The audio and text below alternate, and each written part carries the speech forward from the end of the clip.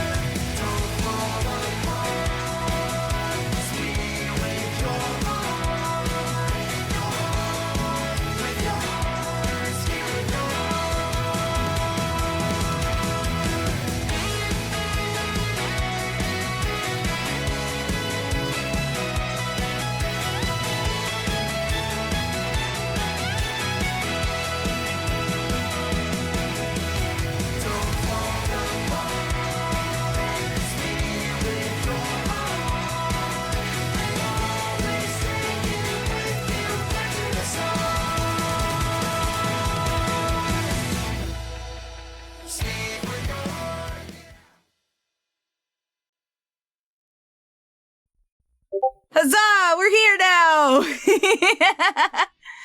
Yay! We have done it. Huzzah. We made it. Oh my goodness. Another day, another time. Let me make sure that Discord is silenced, because I think it's not. Of course, in my haphazard attempt to get everything set. There we go. There we go. Boom. There we go. Now we don't have to worry about it anymore. And plus... And done. Hello, everybody! A new interview for the world. Yes! How are you guys? Hello! We have the lovely Dreadknux with us, coming back for another year at Festival of Ages. Is that not exciting? I'm very excited. Hi, Glitch, how's it going? Good to see you again. Good to see you! We did it, chat. We did! I came back. Yes. I begged. You laid a tin of biscuits on your doorstep, and I came running. I came nibbling at the biscuits. Thank you for the door biscuits. I appreciate them. How's the weather over there? Yeah. How's the weather over there, Dread?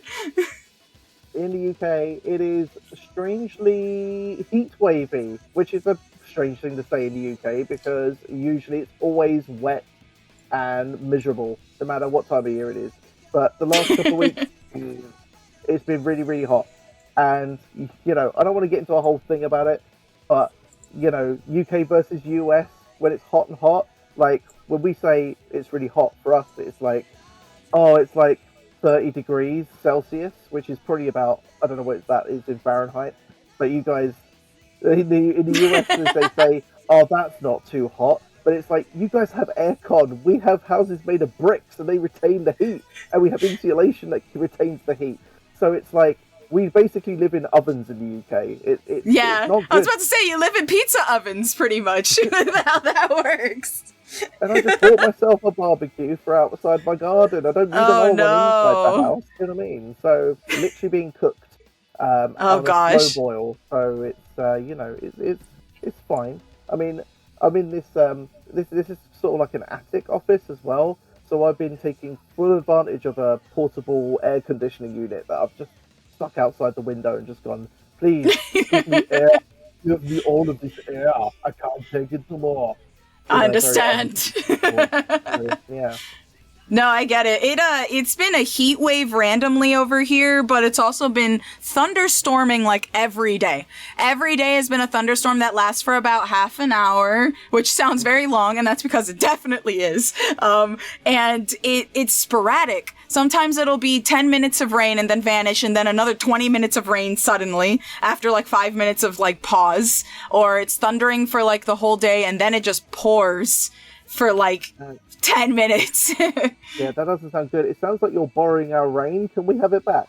You can have it. I don't want it here. You can take it. It's super muggy and humid here that it's like sticky when you walk outside. It's like walking through soup. I don't like it. That's the worst. That's the worst. You know, I'd rather be too hot than too cold. But honestly, yeah.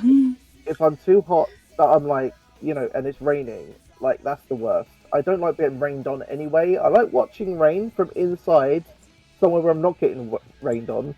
I like watching the rain. I don't like being in it.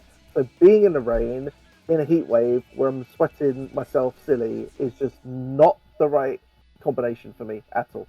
Hate it. But yeah, I mean, I just want it to rain without the heat, so I can just stand outside my house like, you know, at the end of Shawshank Redemption, just kind of like this, you know.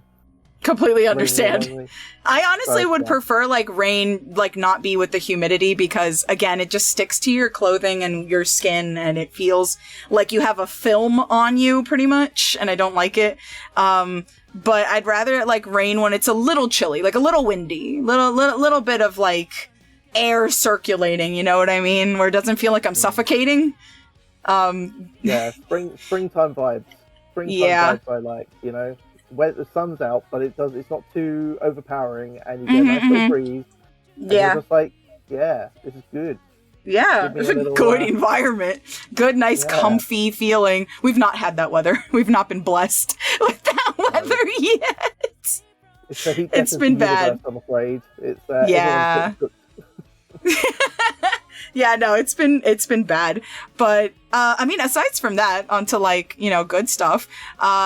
Pretty much you've got a lot of stuff going on for you. The last time that we chit-chatted for Festival of Ages, we were talking about, we went on to a bunch of tangents, actually. We even talked about your lovely experience with the ngage in Sonic.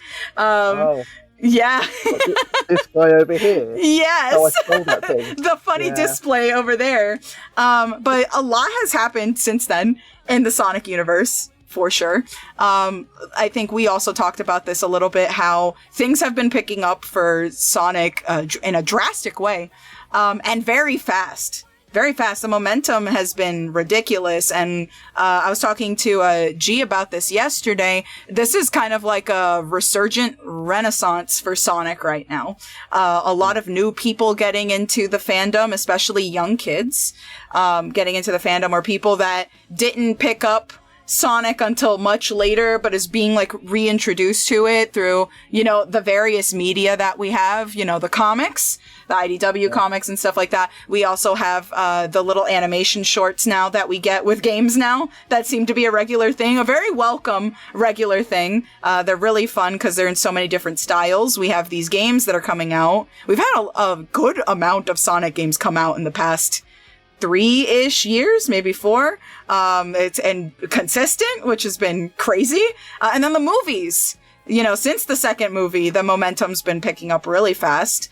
And the third movie absolutely culminated on that fact. We had the Fearless Year of Shadow, which was insane.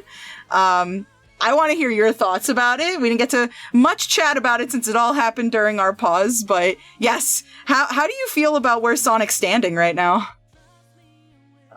It's a great question, and honestly, I agree. I think the obvious read is, Sonic's getting having something of a comeback story at least this year, but definitely last year's, where we all felt it with Fearless Year of Shadow. I don't think I've ever seen like such positive vibes in the Sonic community across the whole internet.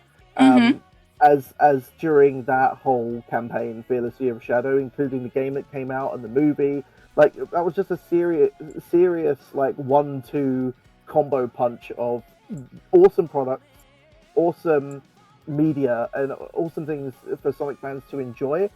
And it's such a refreshing thing to kind of experience as a Sonic fan, because we've had so many years of just being in the doldrums.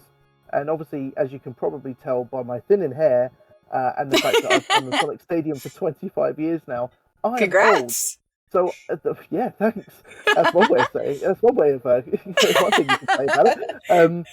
But yeah, I am old, which means that I've seen, the Sonic kind of franchise has come in peaks and troughs before, and I think this resurgence is not history repeating itself necessarily, because I think a lot of the resurgence for Sonic this time around has been down to obviously good games, good movies, just good media, the comics. IDW's really hitting its stride now, but also like just the really great work that Sega America and the marketing Sonic brand team have put in since 2017 to just kind of revitalize the brand amongst like the community online. They've done some really, really good work, like putting the time in to make sure that the brand itself feels good, rather than just put out a bunch of games that are good as well, like to make the community feel like they are like part of something special, which I think is why Fearless Year of Shadow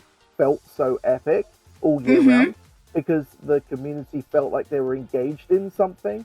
And that, coupled with, marketing tie-ins and things like DCX Sonic, which I'll get to in a little while, obviously. Like they've just done so many good things with marketing, just crossing Sonic over with a whole bunch of other, games, platforms, and things like that. They've done the work. But having said that, how it feels to me, as someone who, again, I will reiterate as many times as possible, is old. I liken it to. I just remember when I kind of went through. You mentioned Sonic fans who might not have experienced either Sonic games when they were kids and now coming into Fearless Year of Shadow. or maybe when they were kids, the last Sonic game they played was a bit like naff, and now they're seeing actual good games. You saying all of that just reminds me of when I was kind of in a similar position when I was like a teenager, like I don't know, 12, 13 sort of thing. And in the 90s, there was a similar period where, you know, from the Mega Drive Genesis end of that era to the launch of the Sega Dreamcast, there was not a lot going on there with Sonic, right? Especially in the UK. Like, the comics had kind of trundled along for us quite diligently. That was the only thing, really. The Sega Saturn was a complete failure. Sonic Jam and Sonic R were pretty much like cult favorites. I really enjoyed them, but they obviously didn't move the needle in the mainstream or cultural space as much as, say, Sonic 3 and Knuckles did back in the day. So you could argue that in the late 90s, Sonic was going through like a real period of being in the doldrums until the relaunch with the Sega Dreamcast. And, you know, I feel like a similar thing's happening here, like a little bit of history repeating itself, where, you know, Sega tried this big swing and a miss about 10, well, actually it wasn't 10 years ago now, time's a flat circle, geez. Oh my goodness. We're talking maybe 12, 13 years ago now, with the attempted launch of the Sonic Boom mega franchise. That was a Sega America kind of thing, which didn't land at all. Like, the games were crap, and the TV show was decent, and the comic tie-ins weren't all that. And then I think that whole thing just kind of killed the vibe for Sonic for years. And all they had to go on was like social media vibes, right? Like, the social media team was really picking up the slack in terms of the brand power for Sonic during those years. So really, when it comes to Sonic's resurgence, I'm not surprised when you say that people who maybe grew up in the 2010s didn't really know anything about Sonic, because why would you? Like, no one was playing Sonic Boom. Sonic Mania was a fantastic game, but it was a fantastic game probably for the olds like me. So I loved it, and that got me back into the space a little bit. Forces, on the other hand, was, you know, Forces has its fans, obviously, and I enjoyed it for what it was, but generally it was, so that didn't really help. And then I think from that point on, Sega America's marketing team obviously just kind of, I think they really started to think about I remember having a meeting at one E3, back when E3 was a thing, and this was around about 2017, 2018, I think it was, when the guy who basically runs all of marketing for Sonic brand, Ivo Gershevich, apologies if I mispronounced that, I don't know how his last name goes, but he's the top dog. He's been in Sonic Central videos announcing DCX Sonic and all this other stuff. He's the guy that kind of makes the magic happen along with his. Oh wow.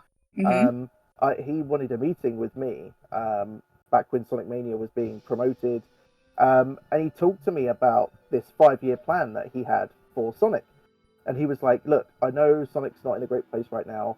We're working really hard on, you know, this 5-year plan where we're trying to bring Sonic back to the, you know, into the people's mind's eye, if you like, you know, try and get into the mindset. And it starts with Sonic Mania. And we've got this thing where we're talking about, he didn't obviously lay it all out for me because he couldn't obviously talk about things like the movies or anything like that. But he did tell me, like, just keep an eye on, you know, the seas of change are coming, like, listen to the wind, that sort of cryptic stuff that marketing people say. But he was very adamant that we're working really hard, and he wanted me to know that they were working really hard to change the perception of Sonic in the community. And, you know, for better or worse, at the time, I believed him. He seemed like a really nice guy. And I was like, okay, cool. Time to put your money where your mouth is. And, you know, bang on 5 years later, I think even before the Fearless Year of Shadow stuff, you could argue Sonic is definitely now in a much better place than he was in 2017 with Mania. Absolutely. Right? So, and yeah, the movies had a big part of that. I personally believe the movies had a very, very big part to play in Sonic's resurgence, though, since when did the first movie come out? 2020? I want to say 2020. I want to say 2020, yeah, 2020, 2021, yeah. It was 2020 because it was the last movie that came out before COVID. Right. So obviously it was 2020. Oh no. Yeah, I remember going to the press event for that movie actually in London, and I I had to go straight from work, so I missed most of the stars on the blue carpet, so I was gutted. But luckily, Aw. I got to meet Jim Carrey for 5 minutes as well because he came out into like the overspill area where I ended up being like shoehorned into, and I thought I've really screwed this up. I'm not going to see anyone now, and I'm really gutted. And then Jim Carrey came out and gave everybody time. He's such a gentleman. Aw. But that's my everlasting memory of that movie. Going to the press event and the launch party and seeing Jim Carrey, and he was very nice and a lovely fella, and then enjoying the movie, and then coming out, and then COVID happened, and that was it. And then I just thought, oh damn, Sonic killed the world. Destroyed. I know Sonic didn't start COVID. I know there's a lot of conspiracy theories out there about how COVID started, but you don't. I'm joking, by the way. Sonic didn't start COVID. But you do have to think about the timing of the launch. There's a little bit of conspiracy here, just a little bit, teeny bit. He has to know something. Yeah, but to your point, I think we are in a resurgence. Definitely, it's easy to see, and we can talk about the different games and the movies over the next 3 hours we're doing this or whatever. But so I'll be brief about it. But just overall, Sega's worked really hard at bringing Sonic back into the public mind as a valuable brand. I think that's really important. The games, the movies, the comics, they are all of really high, consistent quality now. And yeah, just generally, I think that the general opinion of Sonic these days is great. And to what you're saying about lots of stuff coming out, as someone who runs a Sonic the Hedgehog fan site that kind of also is dedicated to reporting the news on that, as and when it happens, it's almost too much news, right? Like every single day there's something happening, like Sonic's on some bad clips now, and I'm like, oh my god, like this is the tiniest bit of news ever, but I have to report it because it's Sonic. Like, it's crazy. The amount of collaborations that are happening, True. Sonic's been in Monster Hunter, he's got this cat game, mobile Cat Gods or whatever it's called, Cat Battle game on mobile now that got announced just recently. Angry Birds, because of the obvious Robio thing. There's mobile games coming out outside of the collab, Rumble and this card Blitz game thingy, and it's too much. It's too much. It's a lot. Almost every day there's news about something, Yeah. Or merch. God, so much merch. Yeah, and the F1 thing as well, that was another thing. Honestly, it's getting to the point now where I'm very excited about the current state of Sonic, right? I'm excited about where the games are going. I'm excited where the movies are going. I'm excited about the quality of it. I trust Sega with how they're handling the franchise in terms of game quality and things. Right. But, I did look at some of the news and press releases I'm getting, and I'm just like, can you just not today? Like give me like 2 seconds, please. I need a break, man. Seriously. So, the F1 thing came in, and if anyone watching doesn't know what I'm talking about, they basically announced a new campaign for this year, which is their version of Fearless Year of Shadow, but it's about racing. So it's called Racing Around the World. It's a new Sonic campaign, and to do as part of all of this stuff, they've got partnerships with race companies and racing games. They did a thing recently with Asphalt Legends Unite mobile game. They had an event on there. But the F1 thing, they teamed up with the McLaren racing team, a real life racing team. And I don't know what it means, but the press release is like, we're going to be partners and we're going to do stuff. Now, the last time Sega or Sonic sponsored anything to do with F1, there was a Sonic trophy, and it was in the 90s. So hopefully that happens again, but who knows what's going on with it. But they had with the announcement, they did this event in Trafalgar Square, like really last minute, like it happened at the beginning of July. And I kind of was like, well, I guess I'm going to I guess I'm an F1 fan now. I'm going to go see a Sonic thing at a racing thing. it's nuts. But I got the press release and I was just like, Wow. for God's sake, like, please. But also excited because it's very cool collaboration, and Yay! I'm excited for what that might bring, you know. And that's all I've got to say about that. I'm excited, and to most of the things you said, yes. Cheers to Sonic. Heck yeah, cheers to Sonic. He's had such a healthy couple of years right now, and it's been really nice to see so many people in the community, like, I don't know, just like kind of reinvesting within Sonic, new people also coming in, which is really fun. I gotta say, and I'm sure you agree on this, not just with the campaign, you know, and all of the collaborations, especially the merch. I'm so poor. This merch is getting out of hand. Like, every day there's a new, like, something with Sonic's face slapped on it, or new thing with Shadow. That's how they get me. Is something with Shadow's face slapped onto it. I'm like, no, please, I just got something. Give me, like, give me time. No, I feel that. Like, luckily, I think I'm out of the phase of seeing clothing and wanting to, like, branded clothing, not just clothing in general. I do buy clothes. Right. Like Sonic clothes. And look at that and get like serious FOMO to the point where I have to buy it. I've luckily, I've thankfully kind of climbed over that hurdle. But I can imagine for anyone stuck in that hole, that is seeing all the Amazon merch on demand stuff is ridiculous. Like the amount of just products on display is like stupid. I'm like, how do you make so many things? Like, it's crazy. I know it's likely drop ship stuff, so it's literally just Sega just throwing a design on the thing. But some of these designs are still really cool, and it's like, I would like to own that T-shirt if I didn't already have like 60,000 T-shirts. So yeah, you know, actually, what I'm wearing right now is actually a brand new shirt from a UK-based licensee called Insert Coin. And I love Insert Coin. Have you ever heard of Insert Coin before? No, I haven't actually. So not to give them a full-throated advertisement or anything, I only love them so much because they've been doing licensed gaming clothing for many years, like over 15 years now or something. But they are also very local to me. Like I don't live there anymore, but my hometown is Southend-on-Sea in Essex, the UK. Right. And the Insert Coin guys are based in that area, in the Essex area. So I have a lot of love for these guys personally because of that. And they came out with a new set of Sonic stuff, and this is the new T-shirt from there, which I wasn't going to wear today, but I realised I went to a toddler's birthday party earlier today, and I was wearing a completely different T-shirt. And then I went to sit down to do this show with you, and I set up all the room and everything, looking at myself in the camera. And I sat down. I was like, right, I think I'm good.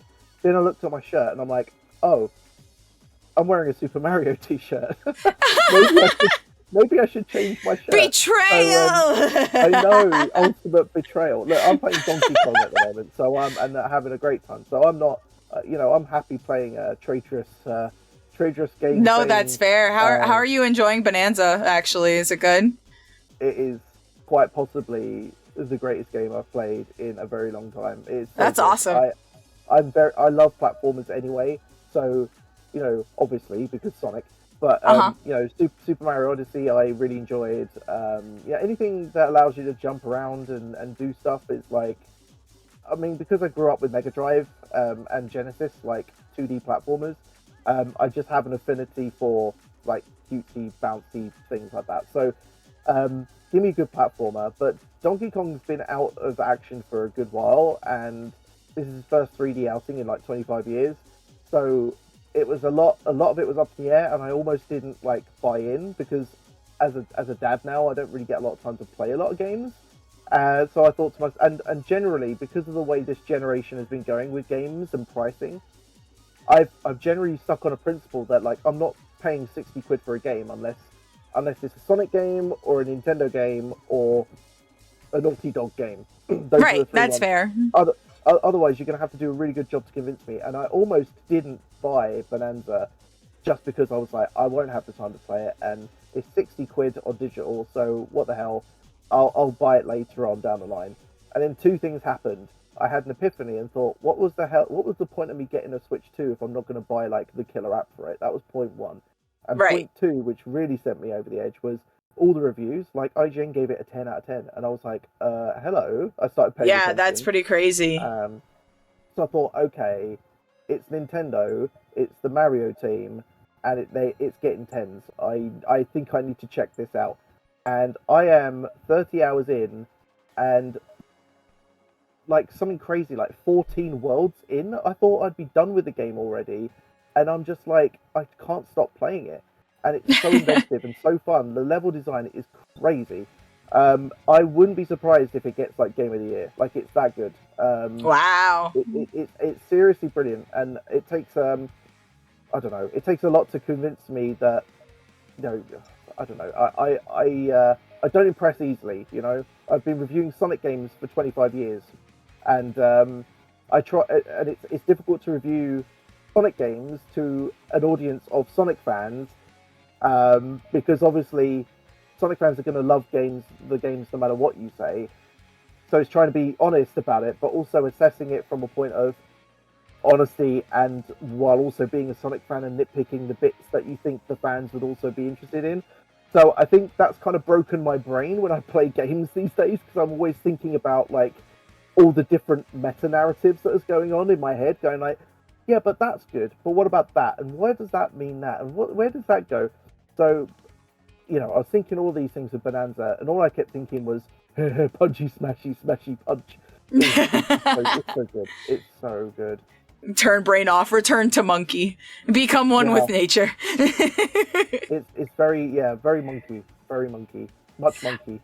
I liked it. The from what I've seen, I haven't gotten to play it, but the art style is so vibrant. It very much screams Odyssey, especially with the camera work. But just the way that it looks like it's a lot of fun. It looks like it's real solid on spectrum of putting it like a platformer for the Switch too. You know, because Mario Kart World came out and stuff like that. So we have a racing game, and now we have our platformer. So interesting to see what else is going to be coming out for this. We're kind of still in the infancy of its game run, so we have no idea. It's still 50-50 about the system in general. I think some things about it are really good, and some things about it are just needs some more fixing, or just, I don't know. In terms of advertisement and other things that they are promoting with the console itself, I'm not 100% on. However, possibly given time, there could be more things that they add to this that makes it much more like appealing for the price tag. But for now, I can completely understand why there is a high amount of people that just can't pick it up yet. You know, like I totally understand. I really do. But in terms of things coming up, though, gotta know your thoughts on Crossworlds that's going to be coming out in September.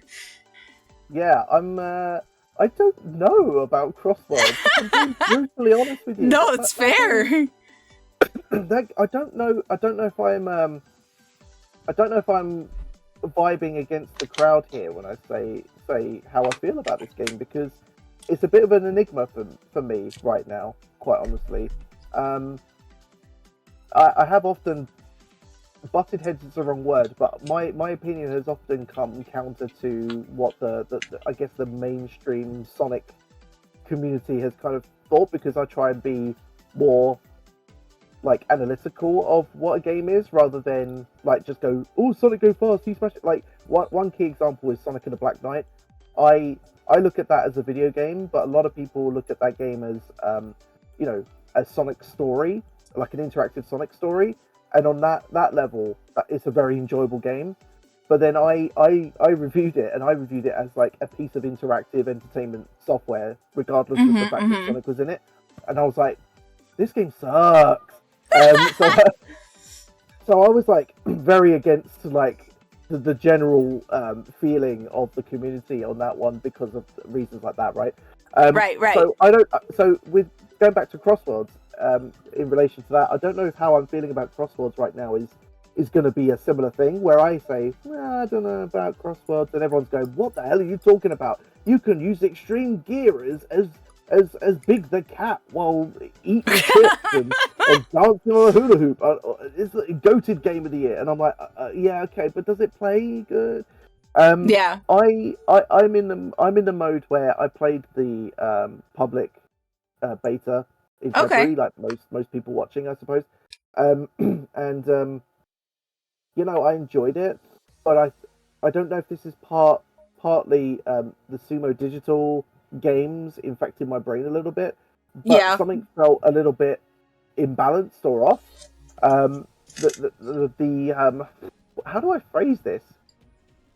There was definitely a lot going on in the tracks. Like I felt like the like you're playing through Metal Harbor in Sonic Adventure 2, and it felt like Metal Harbor from Sonic Adventure 2. But playing through it, I don't know if I really felt like I was like really racing in a Sonic. Well, I don't really know how to explain it. Something felt off. And I don't know if it's the atmosphere that was lacking, or if it was simply another element, which a lot of people did comment on when they played the game, which was the on-screen action was too chaotic, and it really pulled people out. I think it pulled me out of the experience somewhat.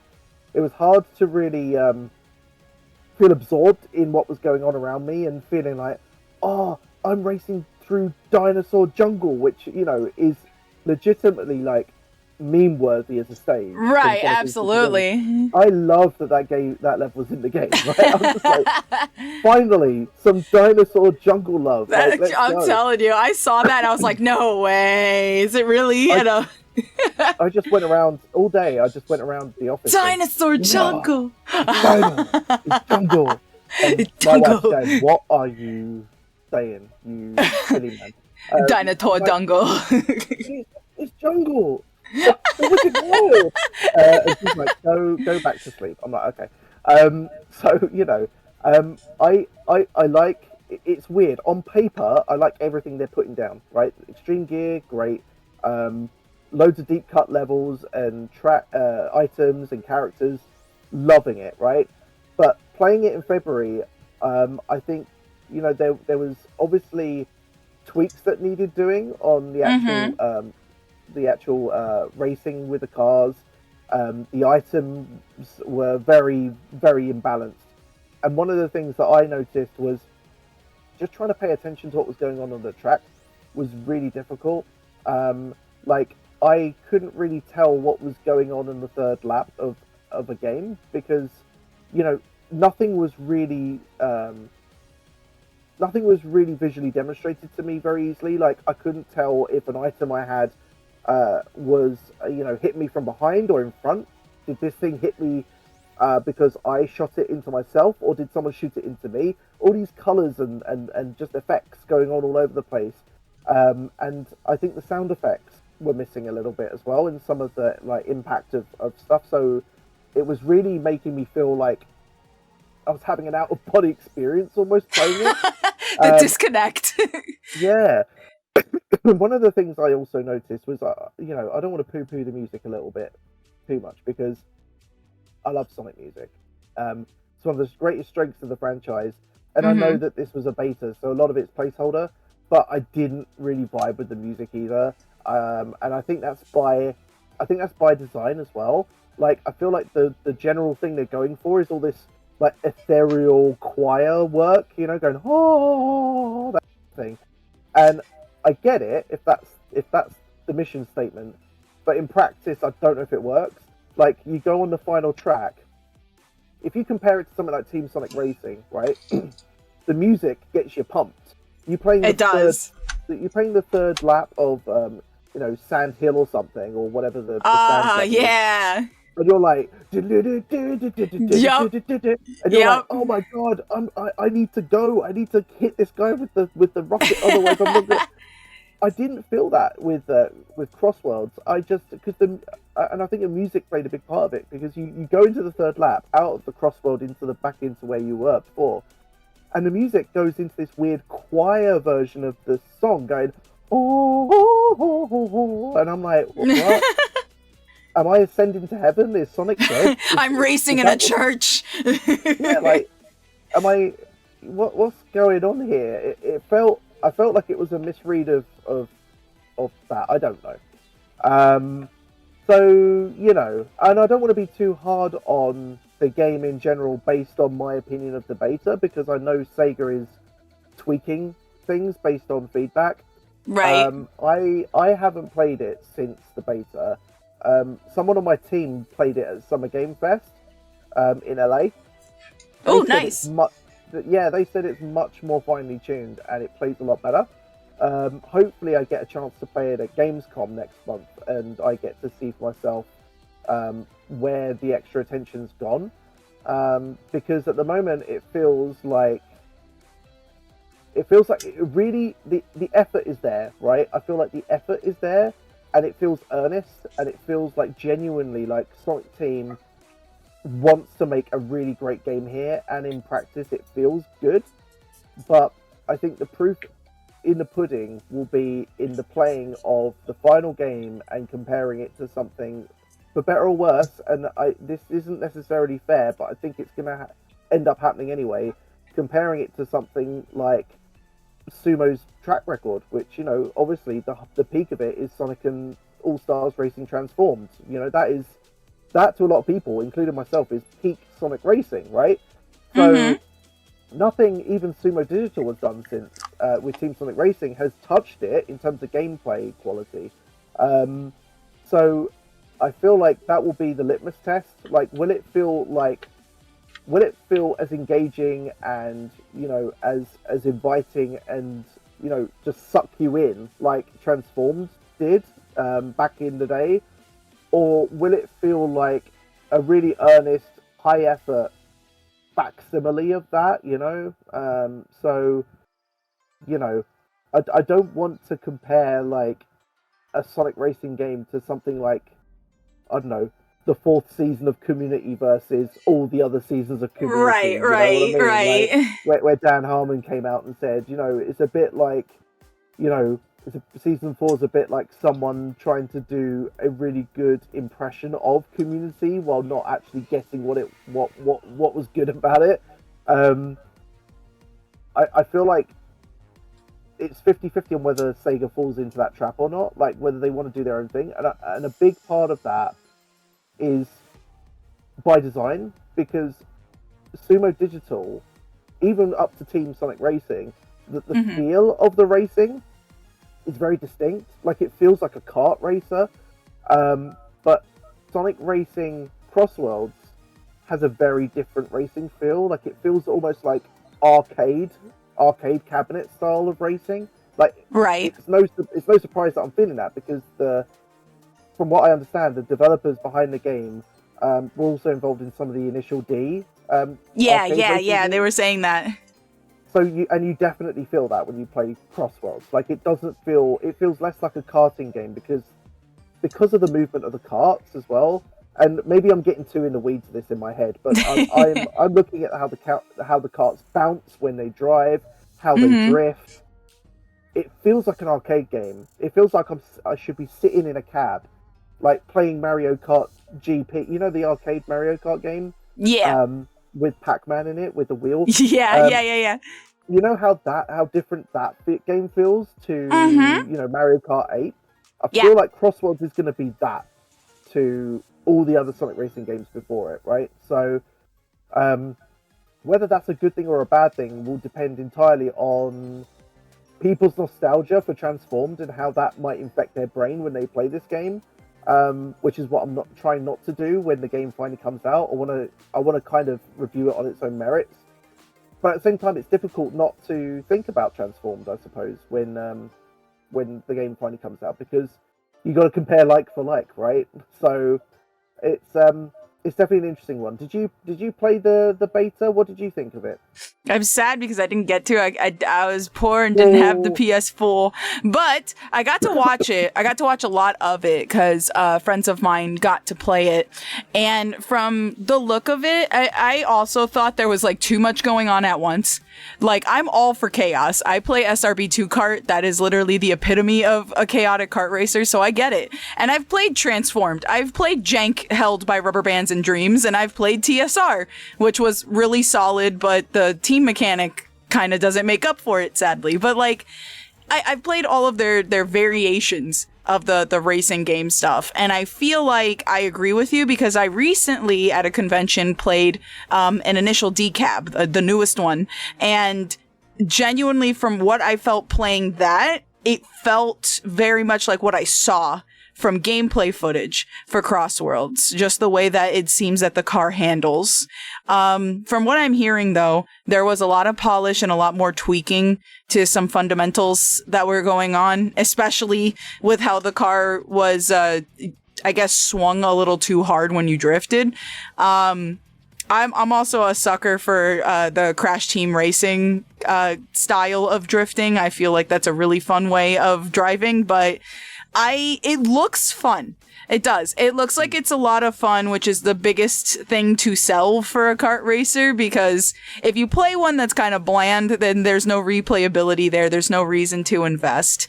But when there's one that it's really fun, especially with people, and you know, they're putting in the customization, all of these items, these different things that you can attach to the car that, you know, buffs it out and stuff like that, including the last lap mechanic, which that is what worries me. I'm more concerned about how that's supposed to work, because every time I look at it, I can't really tell what's causing it. Supposedly it's whoever is up in front, but that also means that depending on your placing, or I guess depending on if somebody's front running like all the time, man, you are never going to see any other tracks in this session. You are just going to see whatever they're choosing. But from what I saw, there are shortcuts that lead to other worlds for a short while that you can take that warp back into the main one. So that's also interesting, that you could shortcut through another dimension and then warp back to the base one. So it seems like they are still playing with the formula there. The thing is though, whereas I am excited because I love racing games, so obviously I'm going to want to play this one. I'm still like 20% kind of concerned, mostly because there's still a lot of unanswered stuff. Also, I'm with you about the music. From what I've heard, I'm not sold on anything yet, which is really concerning, because whereas, I think I've told you this, for TSR, I affectionately call it an album that happens to have a game attached to it. TSR had really good music, really good remixes, ones that we've heard before, ones that are revamped, and, you know, they keep you very engaged. And I will say this before, and I say it again, the garage music was probably so horribly undersold, because it is the best remix of Greenlight Ride, and it's the garage. You're not even in there that long, unless you're me, who's constantly customizing cars for fun.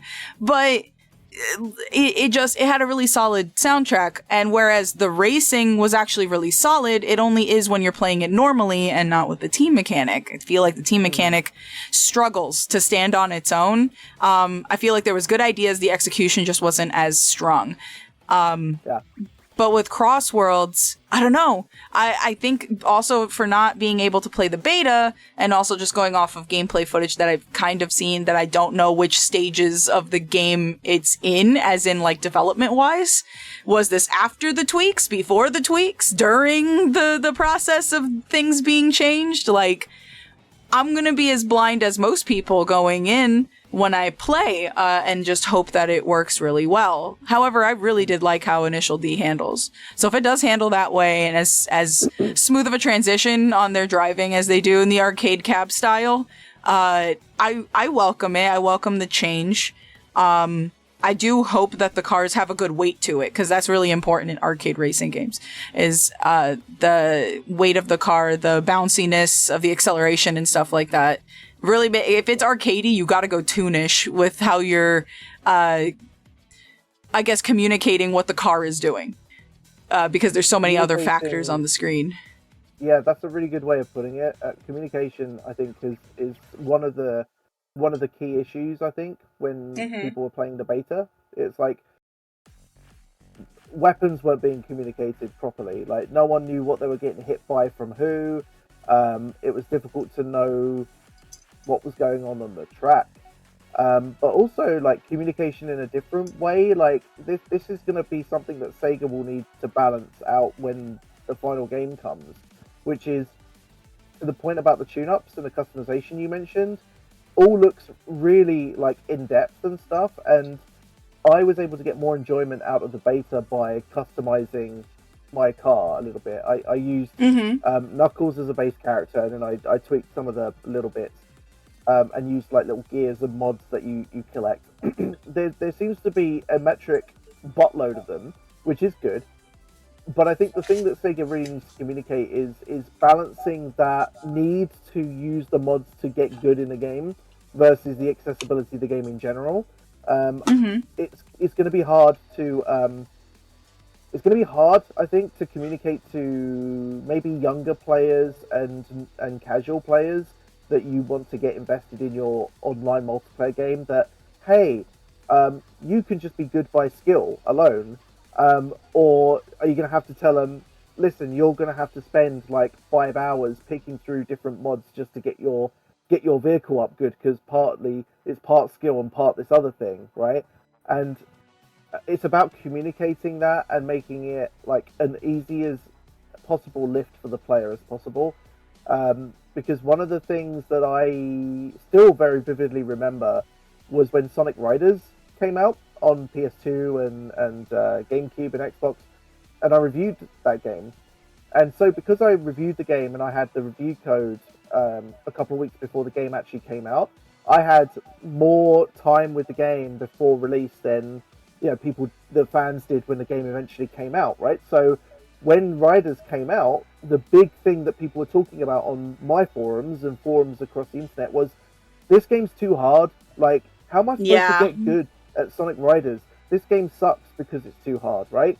And I was sitting here going, no, wait, you don't understand. There's a trick. There's a trick to doing the tricks. You need to do this to get the. There was like a specific way. Like I think you had to to do tricks properly and get like the X rank of tricks. Yeah, to give you a boost of speed when you land. Yeah, you had to really. I can't remember what it is now, but like you had to hold the analog stick down and then press or hold the button down and let go at the right time. Can't remember what the trick was now, but if you were just playing it like a normal game and you saw a ramp and you were like, oh, I'll just hit A when I hit the ramp, trick, right? No, right? No. You have to do some weird magical input to make it an X rank thing and get extra air to go on the upper path, right? Which will then make you good. But the problem that Riders had was that they never told you how to do that. Not even in the help modes did it say, hey, listen, right? If you do this while you're doing a trick, you're actually gonna probably win races this way. So I was sitting here, and it took me a long time to get it, because obviously when you review a game before release, you can't just Google a guide for the game. You have to try and find your way yourself. So right. I kind of accidentally came across. I was the same. Having that initial, this sucks. I can't do tricks properly. This is kind of crap. And then I did something, and something clicked, and I was like, oh, it's like that, is it? So I was out there when everyone else was at that point in their purchase of the game. They're going, this sucks. I was trying to say to them, no, listen. It's good actually, but you have to do this specific thing. You have to remember to do this, otherwise you will suck and the game will be bad. And the only reason I bring that up is A, I will say it again, I'm old, and B, I don't want the same thing to happen with Crossworlds, where people will pick up the game, they'll go, hey, new Sonic game, whoa, and they'll go right into a race, and they'll play, and they'll be like, yeah. Oh, I'm 5th. Oh, I'm 4th. Oh, I'm 12th. Hang on a minute. I thought I did really well at that level. Oh, I did everything perfect, and I still came 5th. What gives? Why do I suck so bad? This game sucks. And it's on Sega to really communicate, hey, use these mods to make your car better, as well as increase your skill level by just general get good skills, right? But at the same time, don't overwhelm the player with it, because if you overburden the player with mods, it becomes less of a racing game and more of a, this is what we don't get about American sports. Half the time is watching the game, and half the time is seeing the stats down the side of the screen where they go, oh yeah, Rogerson had like 16,000 tries at this game in this season, and he's hit 54.1% on target. And you're like, where do these stats come from? Where are you making these up, bro? So Yeah, like, how do you know these numbers? Yeah, exactly. I remember going to America. I'm totally getting off track here, but I remember going to America one time and just watching literally Little Leagues baseball, and I thought, oh, that's cute. Kids playing baseball on TV, and literally half of the screen was put up with this 7-year-old's like vital statistics and stats and how many bats he hit on point and all the other technical terms. I'm like, how do you know all this stuff? He's like 7 years old. What's going on? Anyway, back to the point. I don't know if Sega needs to just basically communicate that well, right? And make it not a burden for players to involve themselves in the mod system. And it's a fine balance, right? You want to make something that has depth, but at the same time, you want to make something that's accessible. So I think that will be one of the tests of the longevity of the game too, and whether people will enjoy it. Right. Man, Sorry, I was probably talking about something way boring. You're probably like, why is he talking about mods for 5 minutes? No, because in all honesty, you're absolutely correct, especially with bringing up the fact that like OG writers genuinely just kind of threw you in and didn't tell you what to do, at least not clearly, because I'm part of the writers community that plays the modded versions, the ones that are online that are a bit more competitive and have a lot more quality of life changes to them. And the biggest thing that a lot of people talk about when they're like, oh wow, writers, I haven't played that in forever, is I never knew how to play that game. Yeah. I didn't know what I was doing. I was moving forward. I was sometimes doing a trick. I was, I understood if you go into the pit to get air, that's what happens and stuff like that and get to the end. But I was like struggling so much. I didn't understand how rails worked. I didn't understand how all this stuff. For a long time, especially me as like a kid, I didn't know how to jump up on rails. I didn't know that you have to hit the jump button twice so you can magnetize to the rail. I didn't know that. About that. Yeah. It's insane. Some of this stuff, and they don't tell you this either. Like, it's weird. My favorite thing playing that game was when you try and before you obviously know how to do good jumps and stuff, like just doing a jump and the camera follows you from behind as you're going up, and you think you're going up high enough to hit this thing. But you just miss it, and it's like the camera almost trolls you because you think you're going to make it and you don't, and you're just kind of looking. Your character just kind of goes like this. Yeah, exactly that. You're like, no. And then you land, and it's like, yeah, your trick rank is C for crap, mate. So yeah, I'm like, great. They don't even tell you that there's like sections of the ramp you need to jump off of at a certain time in order for you to go farther, or that like pulling back on the stick, as you go farther, pulling forward on the stick actually makes you go a shorter distance. It's like airplane mode kind of, and it's like you don't know how to fly through rings properly because you don't realize it's plane controls as soon as you go up there. So up is down, down is up, and you're like, how would you know that in a split second? Because if you accidentally try to go up but you're like pressing the up button and you start piking down, you've missed the ring, you have no speed, you're just dropping to the ground, and there goes everything. Now you're behind. Like, it's a lot, to juggle. And so I get the concern for like hoping that Crossworlds also has a fit tutorial of how for people to get in. Like, they are telling people and advertising these modifications, and good for them, because it's also on the website, and they don't go in depth about the stuff, but they throw out suggestions, hinting at, hey, it's going to be essential for you to know what these are. Yeah. So, although I yeah. feel like, trailers is one thing, but that doesn't account for like normies, for lack of a better word, right? Mm-hmm. People who are going to buy this game for their kids or whatever. You kind of got to think about, and I'm not talking just about this game or Sonic games, really. I'm talking about games in general, where people online have this discourse about any game, right? Mm-hmm. And they go, oh, why didn't this game, tell you about blah blah, this really obvious thing that should have been obvious if you knew about it, but you don't know about it because the game doesn't tell you about it, and it's very important to actually be good at the game. Similar thing, but pick a game, right?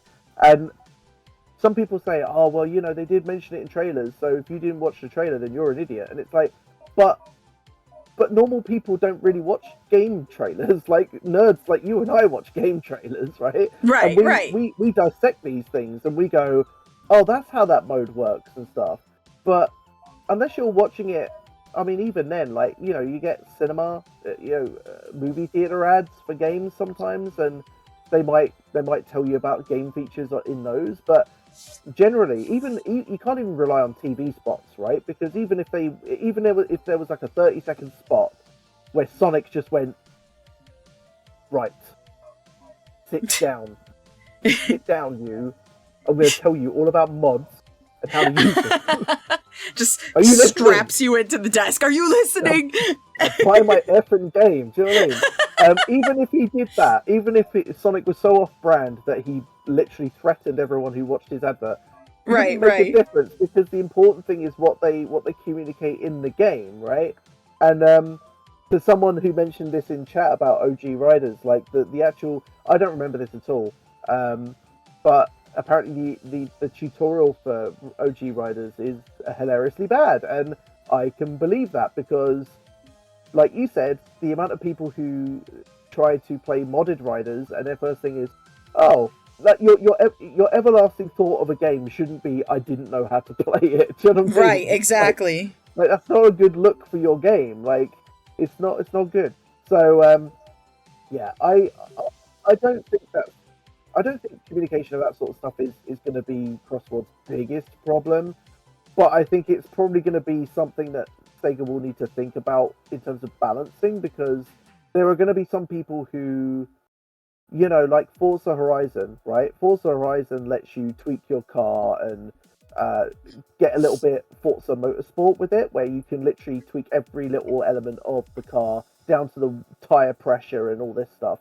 But most people who will play Forza Horizon won't bother with any of that stuff, because they're not gearheads and they don't give a crap. So they'll just play, you know, car drive fast, let's go. And the game is good for that too, right? So I think, you know, and maybe I'm just teaching Sega how to suck eggs here, and maybe someone is watching this at Sega going, yeah, dude, I know, like, duh. I'm trying. Maybe I'm saying something that's completely obvious and, like, doesn't really need mentioning, but it is important to say, like, if you're going to throw in something that adds depth to a game like that, and is meant for, like, techies, I suppose, and add technical kind of things to it, you got to also make it so you don't really need it, unless you're trying to be, like, hyper competitive. Do you know what I mean? I think that will just add to the enjoyment of the game. But again, I don't think that's going to be Crossworld's biggest problem. I think Crossworld's biggest problem is going to be, you know, trying to crawl out of the shadow of All Stars Transformed, and it playing a bit like an arcade game will help make it feel distinct. But I don't know if that's going to be enough, because people are just going to play it, and my fear is people are just going to play it. It's going to feel like an Initial D game and not a Sonic and All-Stars game. And they're going to go, this is crap because it doesn't feel like Transformed. As opposed to, this doesn't feel like this feels like its own game. And it's and judge it on its own merits. Do you know what I mean? Mm-hmm. And, you know, I don't know how much of that is going to be really fair to Sega, but it's going to be something that's out there, right? But, yeah, to what you said about Team Sonic Racing, like, that game was very, what's the kindest thing I could say about it? Mid, I suppose. Like, it's like the middest of mid games. It's, to what you said about the music, I've literally called it before, like, it's basically, like, it's Sonoe-san's, like, interactive album. Like, he basically just did an album, and someone was just made a game around it, I think, is basically what happened there. Right? Yeah, pretty much. Because it's clearly the best part of the entire game. And it's not that Team Sonic Racing plays bad or anything, it's just a bit, It's a game. It's a game, but it's not like, there's not anything crazy. There's not anything like that Transform didn't already do type deal and more. Because Transformed also has good music. So, like, if it can have both that and fun gameplay, then there's something obviously missing in the works here.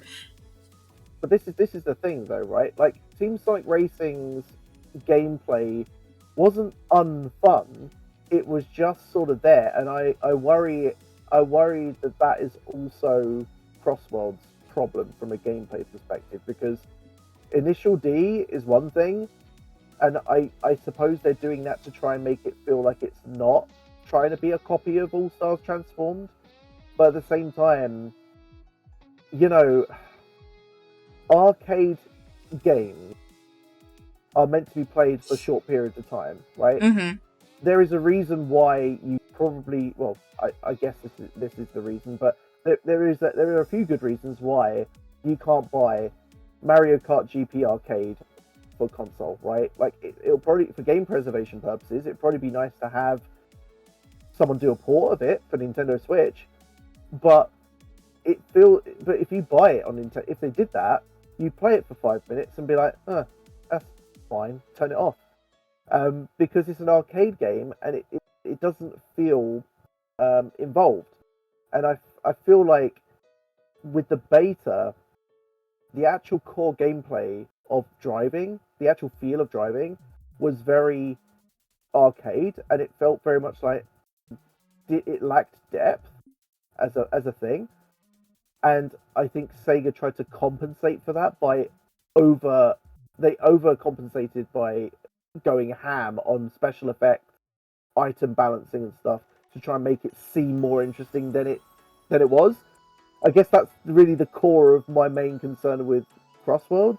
Like, at its core, once everything's been tweaked and the items all balanced and stuff, and Sega's got it, got the core balancing good, at the end of the day, will it just reveal the fact that Crossworlds just plays like, an Initial D game, which is something you just play for 5 minutes and then forget about, like Team Sonic Racing, right?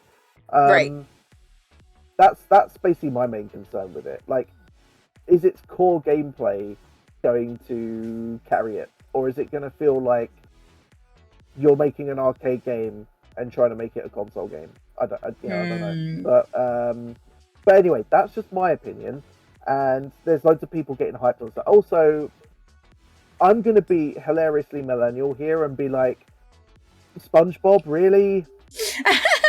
Okay, but I'm kind of confused on that too. Like, I get it. From a business standpoint, having Paramount characters coming through, I completely understand. It's also not the first time that Sonic has had really weird crossovers. Transformed literally had Danica Patrick and Wreck-It Ralph and TF2 Spy and Heavy and whatever. So, like, we've had weird things. Also, even in terms of their own universe, Football Manager.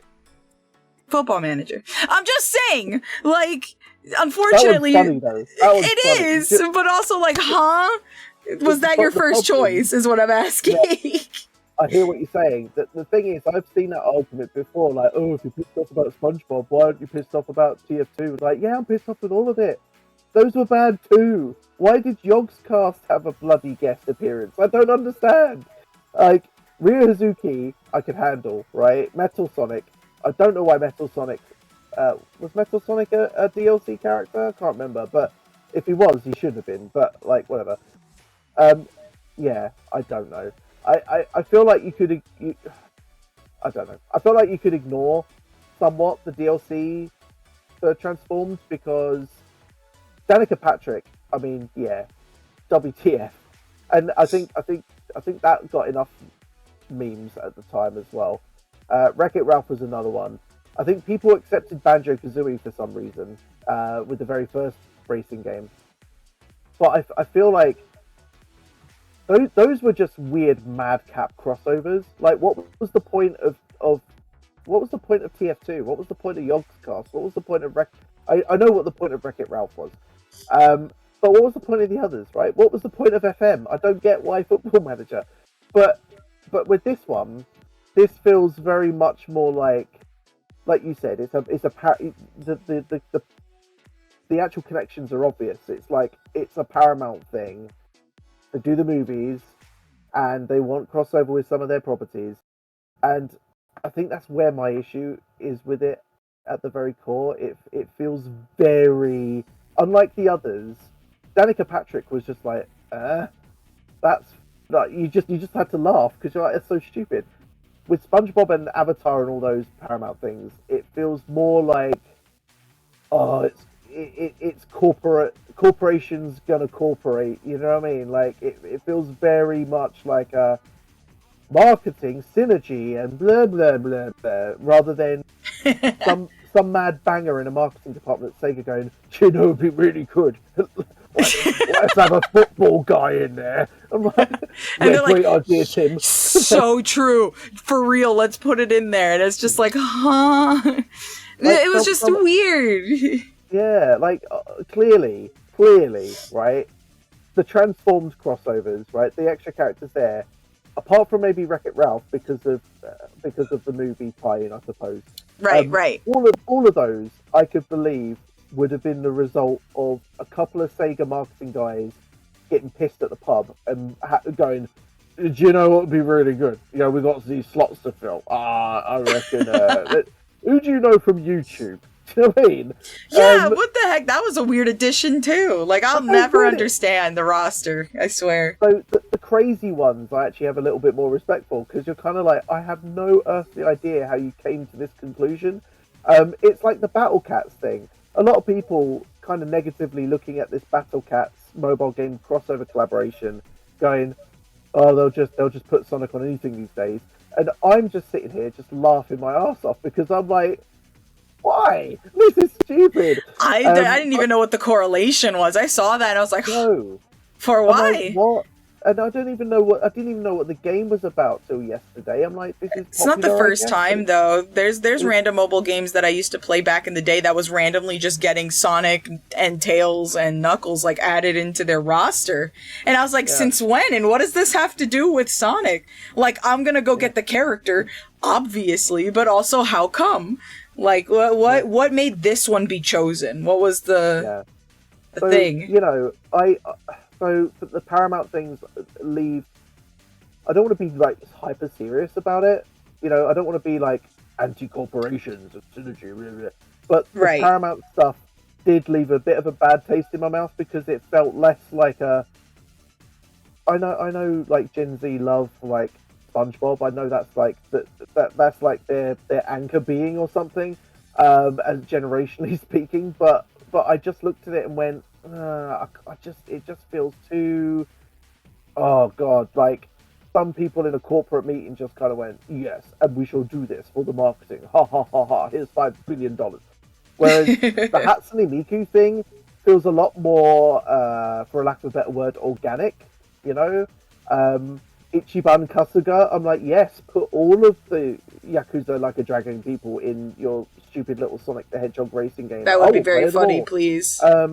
You know, Joker, I'm not a big fan of Persona, mostly because I haven't played all the games. I loved Persona 4. But, you know, I dig it.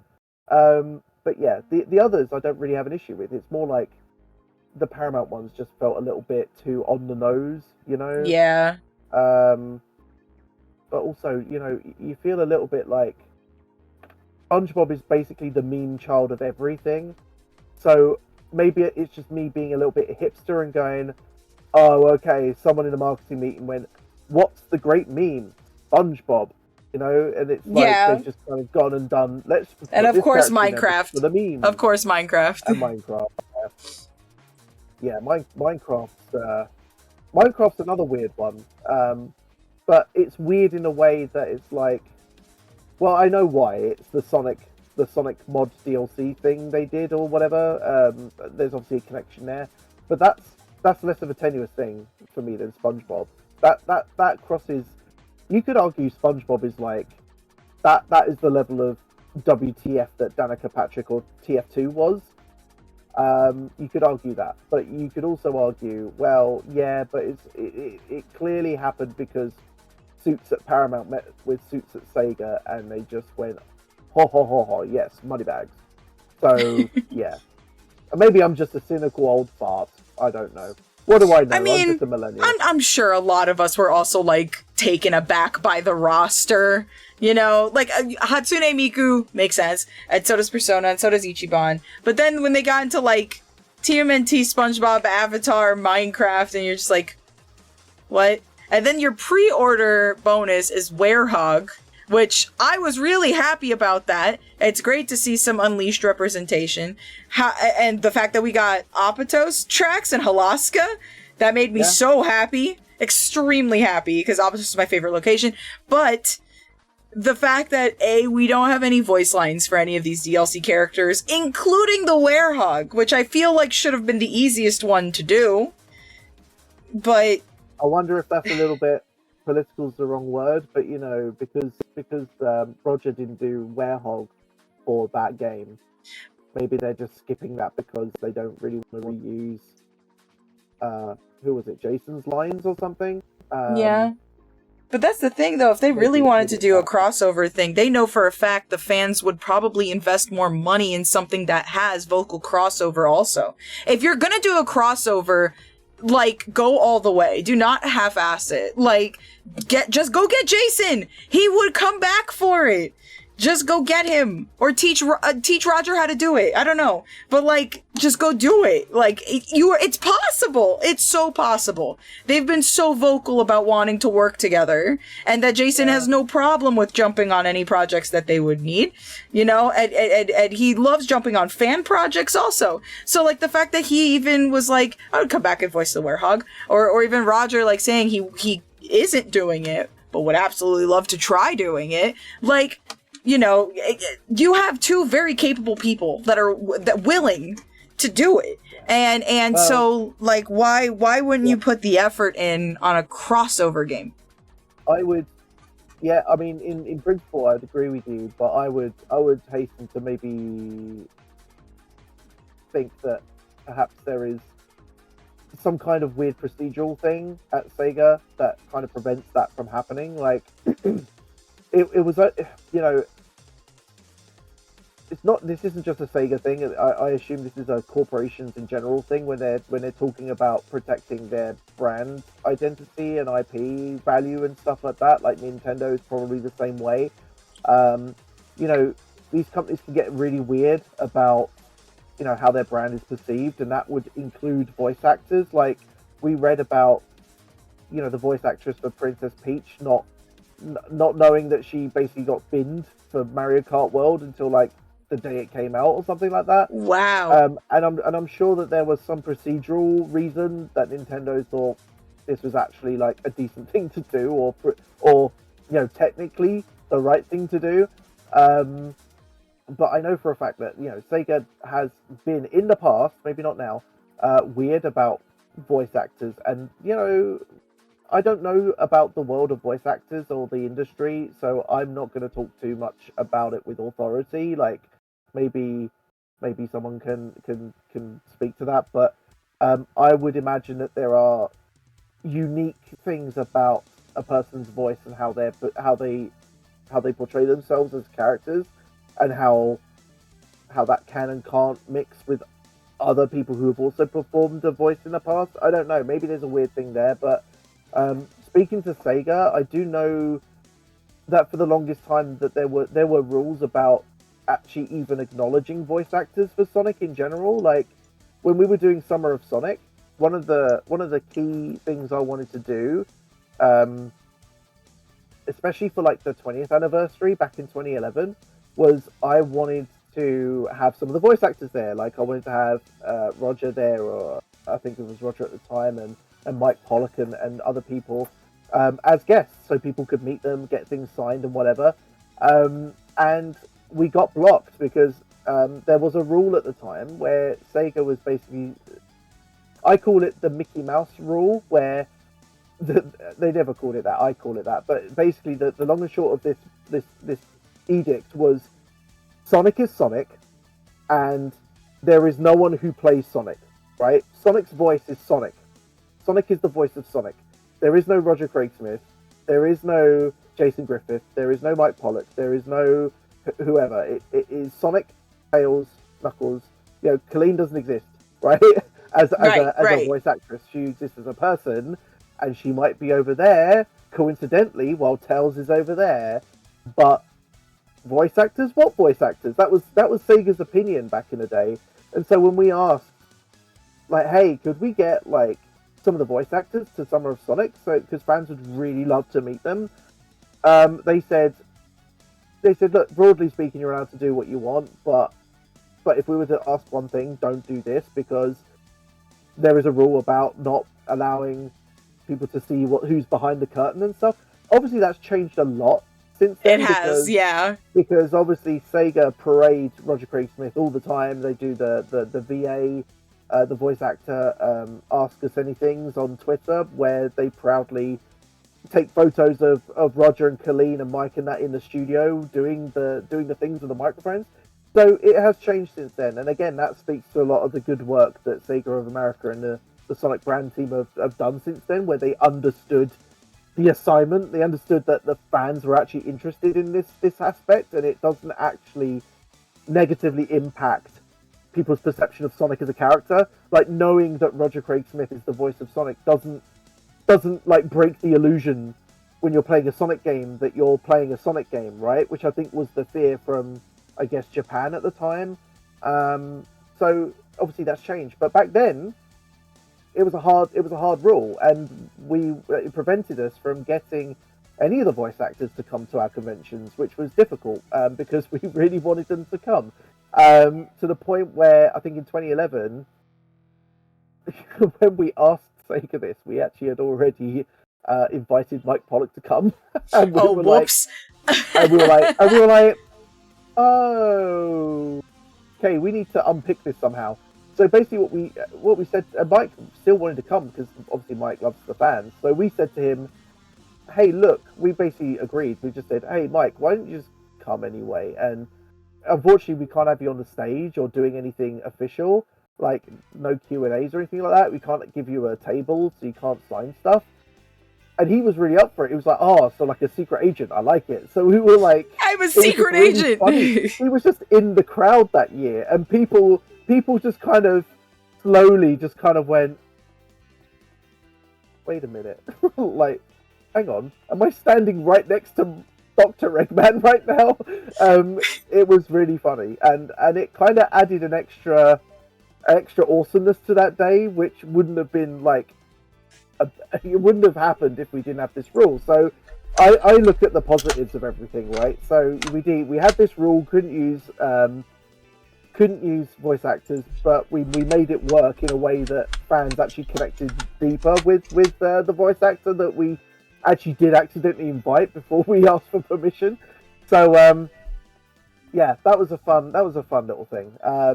But all of that is to say that, you know, that was a weird rule back then. I thought it was weird. Maybe Sega didn't think it was weird. Obviously it doesn't exist anymore, I will hasten to say. But maybe there are similarly weird rules that still exist in the Sega Sonic lore guide or something, which says, even if you've played Sonic in the past and it sounds okay, no, you can't come back. I don't know.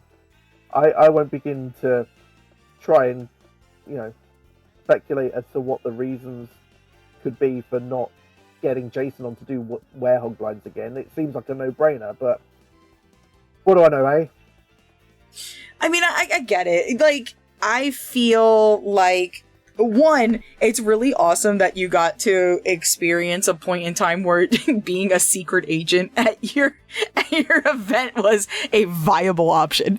But like, I mean, it sounds really fun, for one, but also like, it's just so crazy to know that there really was a point in time where you genuinely couldn't see who was behind, you know, the voices of certain characters. They really were question marks, and I wonder how that felt. Like understanding, like, that's just kind of how it is, but like, maybe it's because at the time nobody would have known how the audience would have reacted to seeing the voice actors, and I think maybe over time with more exposure now they're just like, well, absolutely, of course the voice actors have to go now. You know, they're even doing like Twitter takeovers and other stuff like that. You know, the voice actors just having fun being the character, saying crazy stuff. Why not?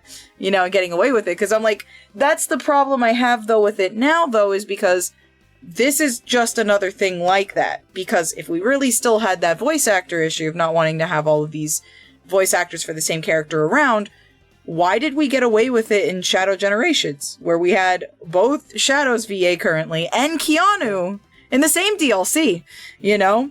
And they voiced in the same cutscenes. So if Keanu could voice the character full-on cutscenes and transitional cutscenes to the other voice actor, and the voice actor also, you know, Kirk also, like, you know, voiced and did that in the same, you know, vein as what was going on. These are brand new cutscenes, obviously, you know.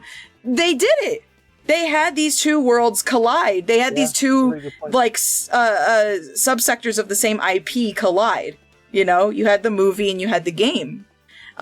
So that's why I feel like there isn't an excuse now, because you absolutely can do that, and you should know that the fan base would go nuts for that. It would, in fact, be even better in the marketing standpoint. But also just in general, people would probably shell out more money or more pre-orders for a game that where they could play as the Werehog, which they haven't seen in forever, actually voiced by Jason, who did the Werehog. Like, people are more upset for the fact that there's no voice to this character, because it feels weird. It feels weird knowing that none of these other characters are going to have voice clips. That's so strange, because that feels more of like the demo or a beta of a game not having these than the finished product. Because then where actually is the cost going to? I'm not going to say that the game probably doesn't deserve it. How would I know? I didn't play it. But there's pieces missing here. There's components missing to the final product. And I think that absolutely warrants concern. Maybe not severe backlash, but definitely questions, because we've done it before.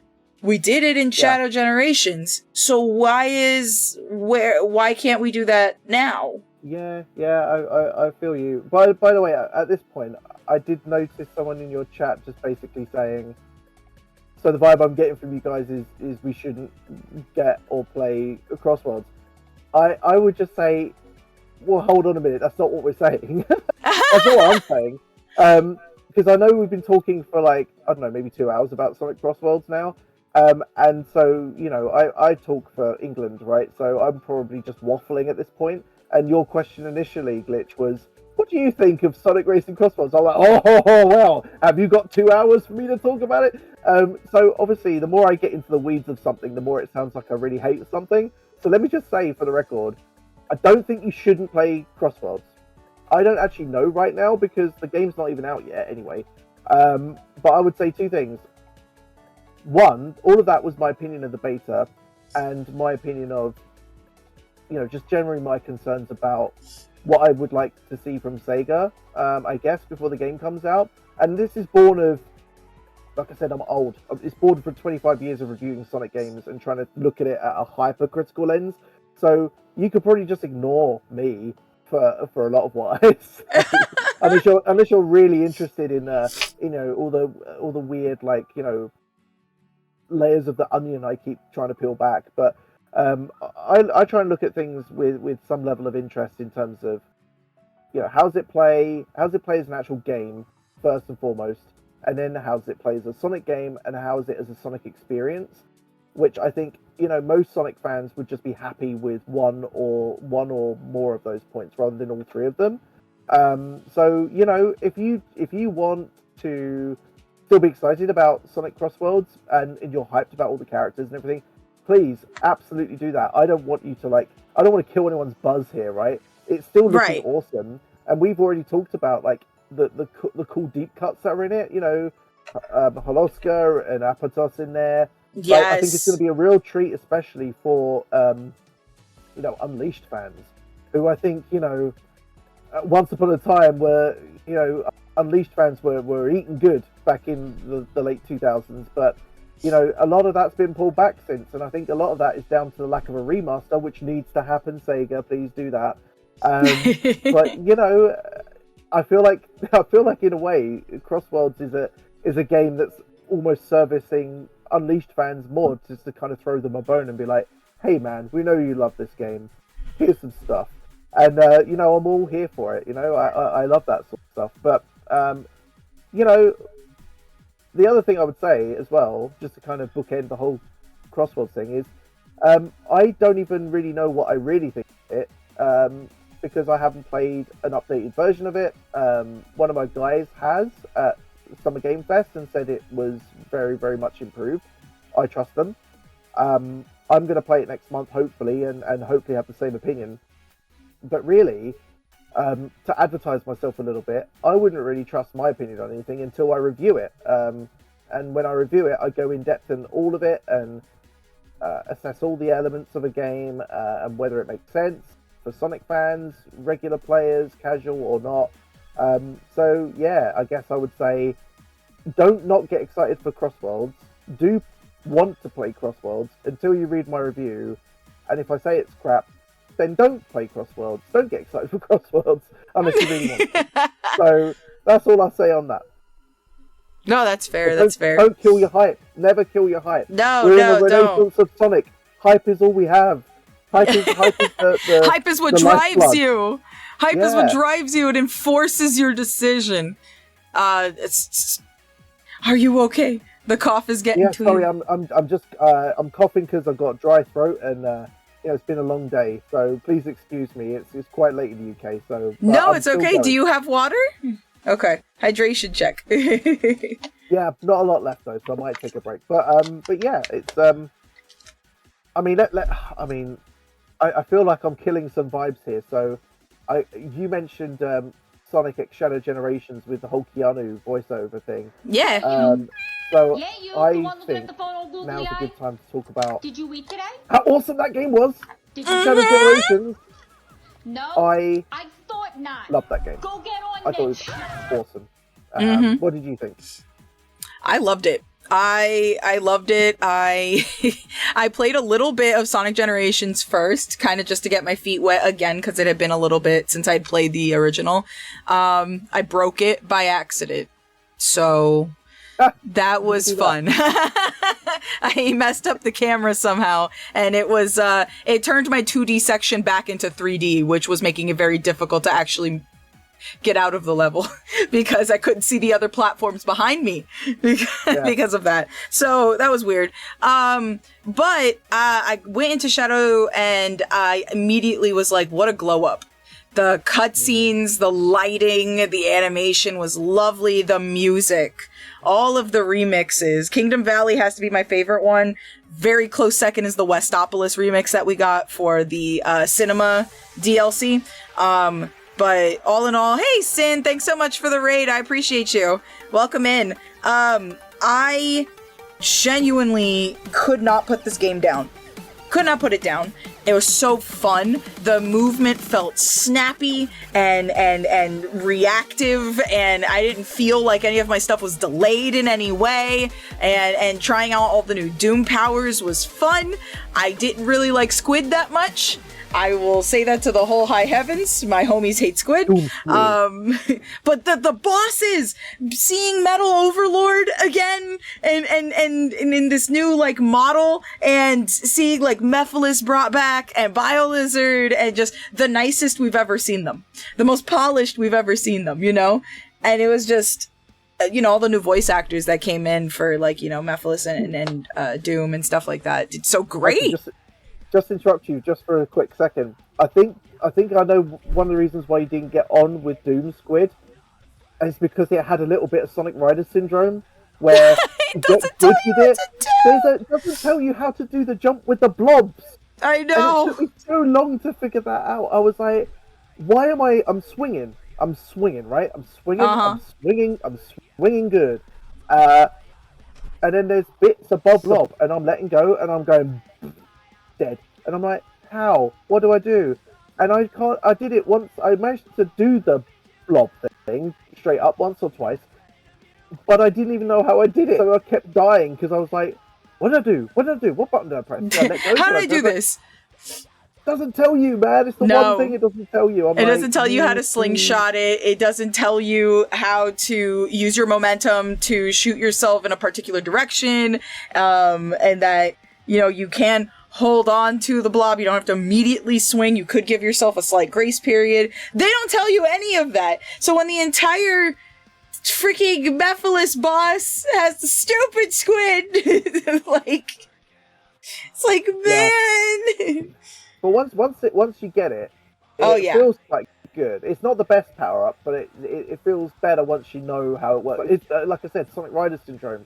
Like Sonic Riders feels so good when you know how to do the tricks. Yeah, But no, it's true. But until you get to that point, you're like, this is crap.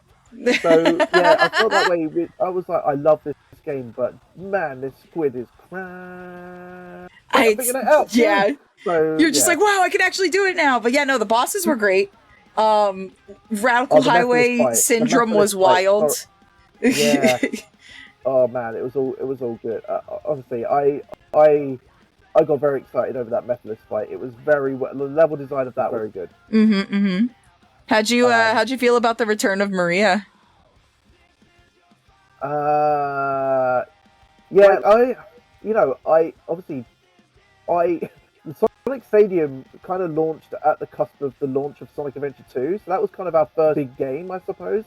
So I have a lot of attachment to that game, but the whole relationship between Shadow and Maria, like, didn't really, like, never really been like a core sort of memory for me. I think a lot of people put a lot of feelings on that, and Yeah, so right. for me, seeing Maria again, I was like, oh, that's cool. But I know that loads of people were like, oh, this is so cool, this is great, oh, it's great to see her back again. So I do think, I think a lot of people maybe said that one of the sole drawbacks of the story was that they relegated her to sort of a side character that doesn't really say much. I can see that criticism, and I'm not going to argue for it because I literally don't care. But it didn't bother me really, like Maria's lack of or whatever. I thought she serviced the story. She was there. I did think it was a bit odd that obviously the whole thing is Shadow trying to move past Maria. So why don't you feature her a little bit more? But I also do know that if you did, I don't know. I feel like enough attention was spent on Maria, because unless you wanted to include levels from Shadow 05, like the Ark or something, right? But then they already did like Final Chase or something, which was basically Ark representative. So I felt like Sonic Team couldn't really, like, unless they were going to really effectively do something with level-wise with Maria. I felt like the treatment of Maria story-wise and how she was placed was fine. They could have done with thinking of a level for her, but then the trap there is, what do you do there? Do you play as Maria? Do you do a Maria power do Maria power or something? Or do you, I summon Maria. Yeah, right. Like just a Mephiles style, like I create a Maria or something, and she hits a switch. Like, boring. Do you know what I mean? Like, there is so many variables to that I think maybe Sega played it a bit safe and was like, do you know what? She's a story character. Let's leave it at that. And she was in all the cutscenes, so I don't really. I've got no complaints about it.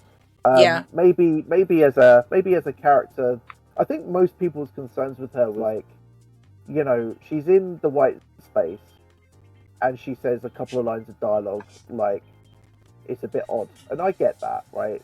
Maybe don't stick her in the middle of white space. You're like, hee, Shadow, I remember, blah, blah, blah. Because you're like, well, you're taking me out of the vibe here, guys. Like, this is supposed to wrap up Shadow's thing.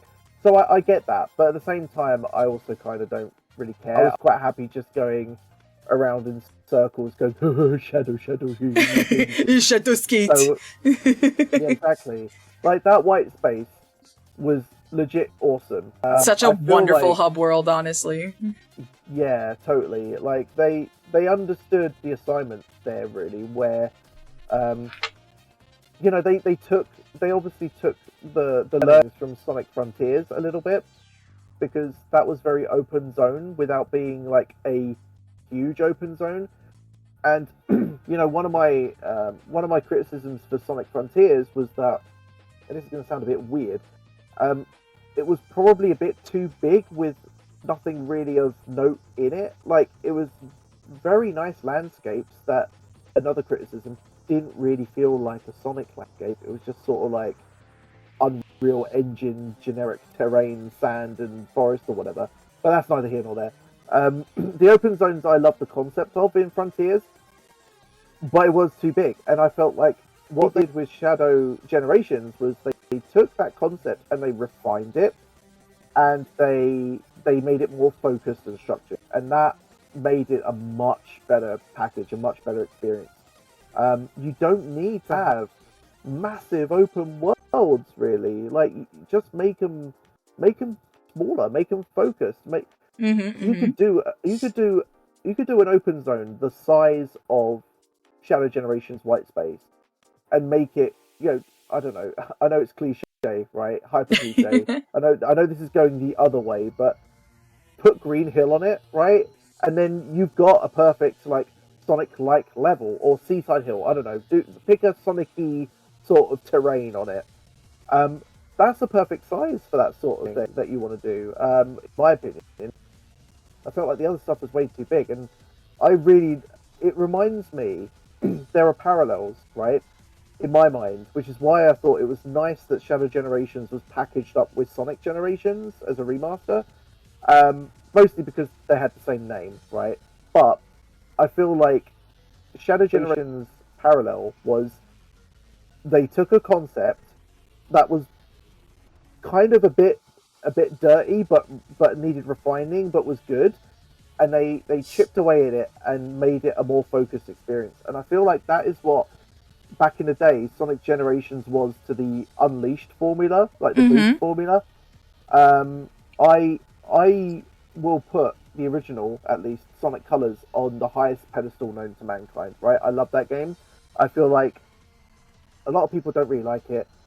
I feel like it's one of the best representations of the Unleashed formula, but actually put into a world that you feel like Sonic should be in a setting that I really adored. So, and also it's Eggman in space, like Sonic in space. It's how you do it, right? But Generations, which followed Colors, I feel like was the ultimate culmination of that Boost formula that went from Unleashed, Colors, and then Generations. I feel like that was, a lot of people love Generations for good reason. It is really focused. The Sonic team was familiar with what they were doing. They were like, right, we've done this, we're doing this for 3 games now. How do we make this just about really kick-ass action in time attack style modes? And the modern Sonic stages came from that.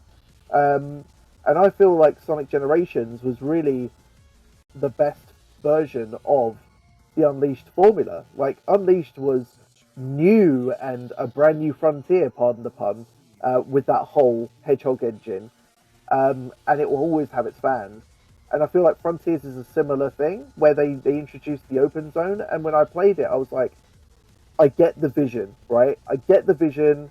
When I reviewed it, I even said this at the time with Frontiers, I said, I understand the vision, I understand what you're trying to do. Open zones are in. Like, I bought in. I get it.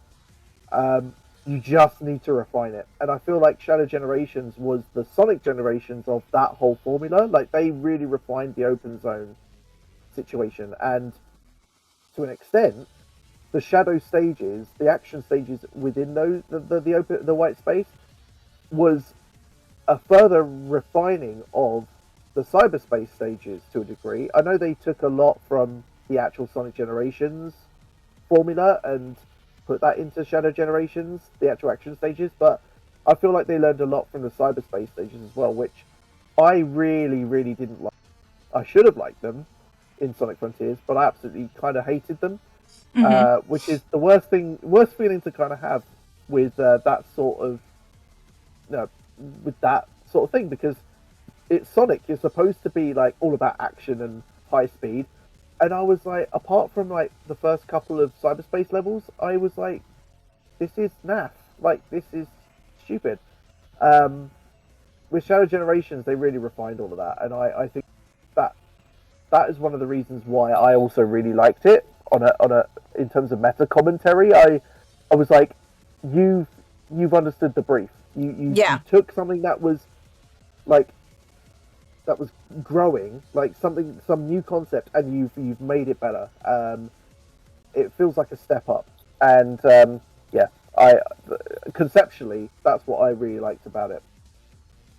I agree with a lot of the stuff that you brought up, especially in terms of the fact that I feel like just the way that they handled the game in general, from the way that they handled how Shadow was, how the other characters were handled with him, how just the hub world, like, I really can't get over how nice it was to traverse in this little hub world. Like, it didn't feel akin to Frontiers where there's too much space. It felt like everything was put in a certain spot for a reason. Felt like I could get anywhere I needed to go from any other place on the map, which was good.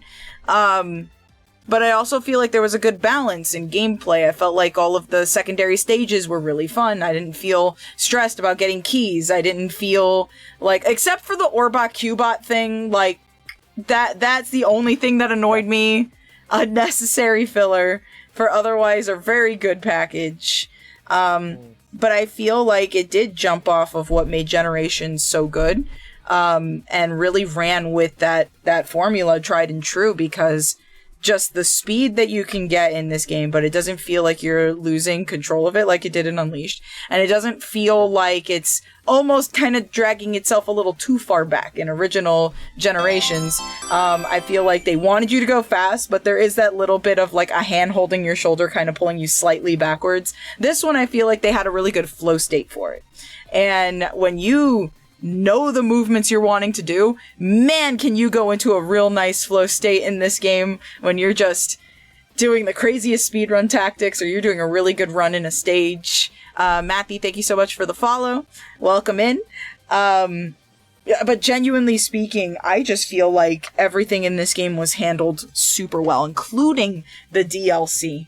That movie level, where it's not the most extravagant thing in the world, played super well. Super well. I had so much fun. That remix was chef's kiss. Amazing. But I still have my hang-ups about the fact that we never got a Shadow the Hedgehog stage. We got Chaos Island instead, and there's no excuse for that to have been there. There's no reason it was there! Like, why didn't we get our lava shelter? Or Sky Troops or something. Lethal Highway. We could have, instead of Radical Highway 50 times, we could have gotten something really cool that represented, or the Black Comet, even for the final, would have been amazing. But you know what? I now, because of Chaos Island, right? And I don't know if I mentioned this in my review as a joke, but I was like, as part of the whole why Chaos Island, I mean, I know really why, because Sonic Frontiers, and you want to connect the two somehow, and be really obvious about, hey guys, this is Sonic Frontiers, but we're making it better and more focused. Hey, check out the relationship. I'm like, yeah, I get it. But also, Shadow was never in that game, right? So what the hell? So you're like, it made me think, like, hang on, was Shadow in Sonic Frontiers? And we just never heard about it? Like, is there... Like, are they hinting that Shadow was there the whole time? So now I'm kind of like... How dare they? I'm enjoying thinking about, like... I'm now thinking that Shadow was in every single Sonic the Hedgehog game that he wasn't in, but we just didn't know about it. Like, he's in Sonic It's 1. like Lion King 1.5 kind of deal. How dare you? He's hiding in Marble Zone, just kind of going like this. No! But you didn't know about it, because, you know... So, that's a trick they missed with Sonic Origins, right? They should have added a Shadow mode, where it's just like, hey... It's just one level from each of the four Sonic games, but you play a Shadow, and it's just like, hey, Shadow was totally in this game, but you just didn't know about it because obviously, you know. I swear, if another Frontiers DLC drops and it's just called Shadow Story, and it's just Shadow running behind Sonic the whole time in every stage. Okay. I won't accept. I know everyone wants one now, and everyone's been asking Izuka about it, but I won't accept a Sonic Adventure 1 remaster anymore unless there is a Shadow episode where it's like, hey, he was here the whole time. He was investigating. He was chilling out on chaos. Emerald Coast. Did you see him? He's the one that shot down Tails' plane. He snuck out of his tube late at night to investigate Perfect Chaos and Pachacamac and all the crazy theories. He's the reason your Chow keep disappearing from the garden. He just keeps taking them. I just like the idea that Shadow's like this truant child that like escapes from his little biological tube. Everyone just thinks he's been in stasis for 50 years, but really they go to sleep and he's like doo doo doo doo doo doo doo doo doo doo doo doo doo. Just sneaks out, causes shenanigans, goes back to... SA2 is him being caught on his shenanigans. Finally, cameras got on him and caught him. He just got bored one day and was like, I'm breaking out now, guys. I'm just going to make this really obvious. I'm going to go rob a jewelry store. And then it's why not? It's like, I'm going to break this glass tube, dude. But dudes, I've been doing this for 50 years. You don't even know. It'll be fine. The one time he gets caught. But how do you think your fridge keeps getting restocked in the mornings, Jerry? Jerry? Go to the store. Like, get out of my tube. I go to a 7-Eleven. Leave me alone. Get out of my tube. God. You get me. God. He went through his emo phase. He had to have. He had to have his rebellion phase. This is who I am. Oat milk. And bananas. Bananas. Blueberries. It's because I'm playing Donkey Kong. Ooh, banana. Ooh, bananas. Yeah, anyway. Hey, the movie was really good. How'd you think of the movie? Very good. You know that meme where it's like, it's like an image in 3 parts, and like one's the back end of a horse, one's the middle end of a horse, and one's like this beautifully drawn head of a horse. Yeah. And you're like, what are the 3 steps? It's like Sonic 1, Sonic 2, Sonic 3. So right? true. There's no silly head horse in this equation, right? Yep. Sonic 3 is like right up there. And I watched it again the other day because they put it like Paramount Plus is so weird, right? Like in the UK because they only just added Sonic 3 to Paramount Plus. You guys have had it for like a million years, I think.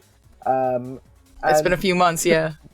It's like it's like what's the rule of alchemy, right? To get something of equal exchange must be like taken away, because we can't stream Sonic 2 now. Like, you stream Sonic 1, and I was trying to do the trilogy over the weekend. I was like playing Sonic 1, and I was like, oh yeah, that's still a great film, right? It's a great like fish out of water story, which is the best kind of story you can do for when introducing Sonic to like a human world sort of thing in the best possible way. Let's watch number 2 now. Hey, why is the app recommending I watch Sonic 3? I don't want to watch Sonic 3 yet. I want to watch Sonic 2. Why can't I find Sonic 2? Where the hell's Sonic 2? Oh, you've removed it. Okay, that's fine. Not a totally weird decision at all. You only own all 3 of the films. So, yeah, it's kind of weird. But I watched 1 and 3 recently. And, yeah, they still hold up. I like all 3 of them for different reasons. But 1, 2, and 3 is, like, a steady cadence of epicness. Like, Sonic 1, good. But, kind of an intro story. Sonic 2, getting there, very good. More character stuff. And, Jim Carrey just being an absolute madman, which really helped. And then Sonic 3 was just woo! Oh yeah, very good, very good. Yeah, I loved it. But what I really dug more than anything else was the portrayal of Shadow, and not just necessarily the Keanu thing, but just how he was written. And I think they really did the character they did him a real service. Someone was clearly paying attention. Like, obviously, there are various elements at play here. Like, Tyson Hess obviously gets all of the Sonic characters, and I think he had a heavier hand in how Shadow's portrayed in this movie compared to being onboarded last minute with the first two Sonic movies. I Right. think Tyson obviously had a big hand to play in that, as well as the writers of the movie. But obviously Jeff Fowler as well. Like, you think about where he started in relation to Sonic, and his studio, his animation studio, Blur Studio, were behind the CG cutscenes for Shadow 05. So, and that's why you get a lot of nods and winks to the cutscenes in Shadow 2005 in Sonic 3, because they're basically made by the same guy, right? Right. So it's really cool seeing those nods and winks, if you know, right? But the fact that Blur Studio, Jeff's studio, is so heavily connected, obviously, with the film. Obviously, Blur Studio has a credit in Sonic 3 in and of itself, but obviously Jeff himself is the director, so he gets to call the shots. And, it's risky, right? Because you think, yeah, okay, you did some cutscenes for Shadow back at, literally 20 years ago now. Does that mean you get the character? But he's proven that he does get the character. And, I think a big part of how Maria's story was told in particular, in relation to how she lived on the complex with Shadow and their relationship, I think a lot of that is down to that past experience. I feel like it was written by and produced by people who get it, right? People who've done the homework. So, I think it was handled really well. I thought the flashbacks with Maria was incredibly sweet. I loved the casting for Maria. I loved the little cat ears drawing on the tube and stuff. I was like, normally that's a bit cringe, but I was like, this is handled really sweetly, and I'll give you a pass. It's really good. I really felt for Shadow, and that's weird saying that as a 40-year-old man talking about a cartoon character. But you're like, you felt things. I felt things. The scene where Shadow's looking up at the stars with Maria, and he says, Maria, do you think I'm bad? Do you think I'm dangerous? And I'm like, oh, it's because he saw that movie about the monsters and he thinks he's an alien. That got me, man. I was in the movie theater watching it at the premiere, and I was welling up. I was like, oh my god, this is crazy. Like, why am I feeling feelings for this thing? It's mad. And can I also just say, I think a lot of people feel this as well. I'm very glad with how they handled the Maria scene. Oh yeah, right? the death. Yeah. Like, they shot around her. I'm like, I'm glad you shot around her. Like, that is the best possible. I mean, obviously she died. That's obviously not The a good bullet thing, still got her just by proxy. Exactly. This time. Like, it was an AoE attack. You didn't outright pump two in the back of her head. That's good, no. Right? That would have been the worst too possible much. Yeah. And obviously that was the meme before the movie came out. Oh my god, yeah. Like, oh, imagine what will happen. Blah, blah, blah. I was like, if obviously Jeff and the team knew that they couldn't do that. Yeah. Right? For a number of reasons. Like, even if it wasn't Shadow and Maria, if it wasn't Sonic, if it was anything else, just film producers would not go, yeah, we're gonna cap 2 in this 13-year-old, by the way, or whatever. Yeah. Like, that's just not how the conversations go. So it was never gonna happen, right?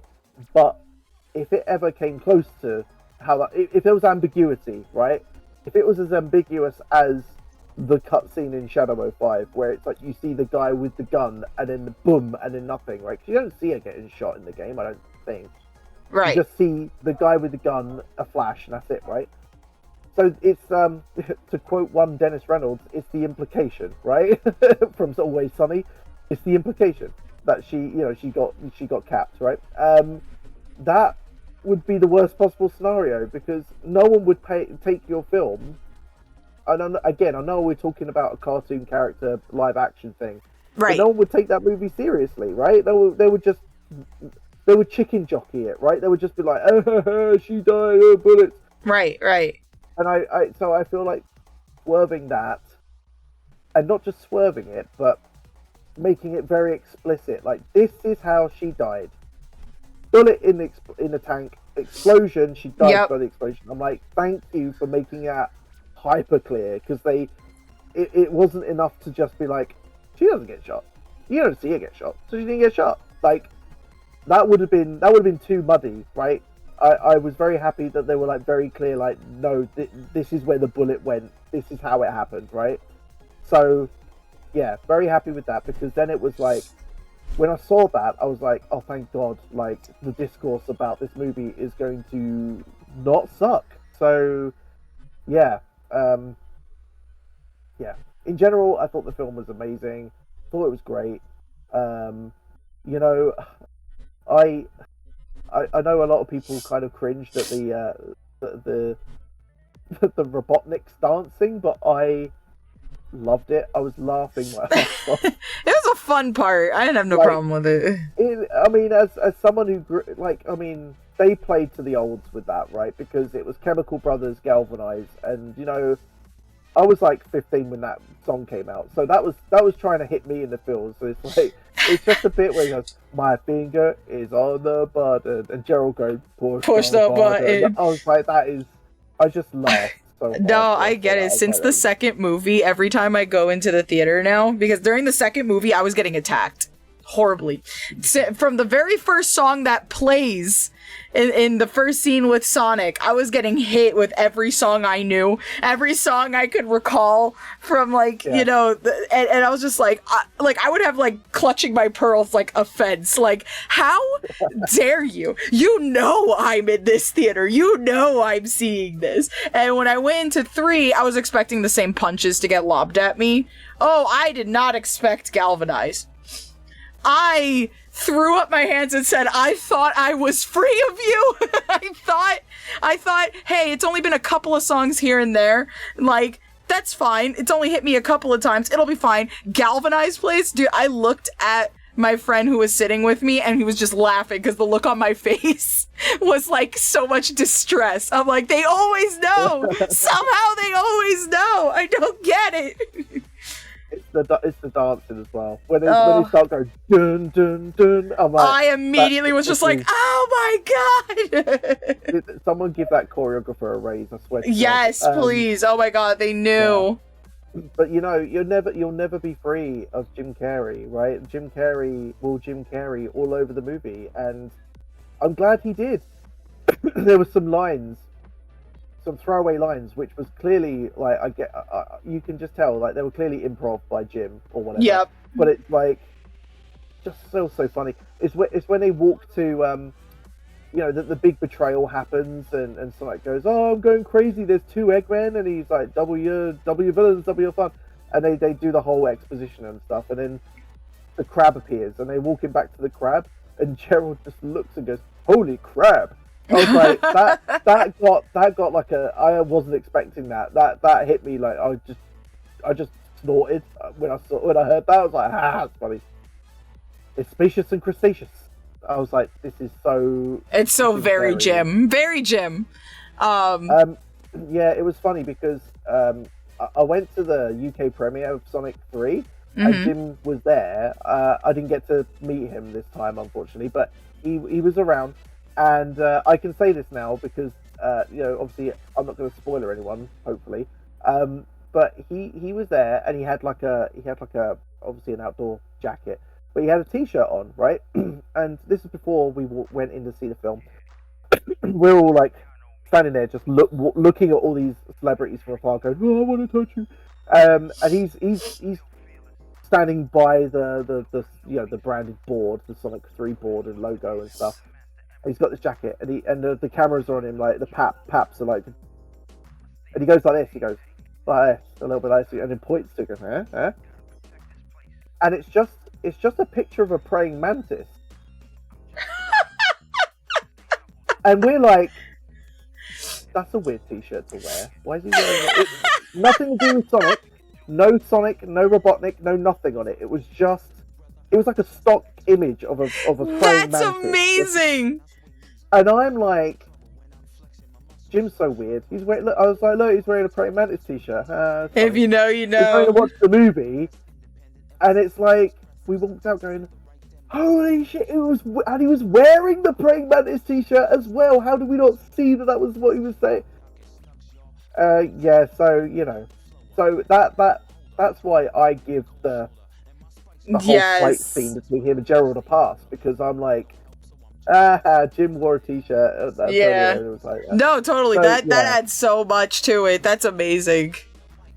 So yeah, that was Incredible a really cool thing to see. foreshadowing. Absolutely. Yeah, and yeah, and obviously the other thing, having watched the film and not wanting to spoiler it, the other thing was people posting pictures of guacamole, going like, yeah.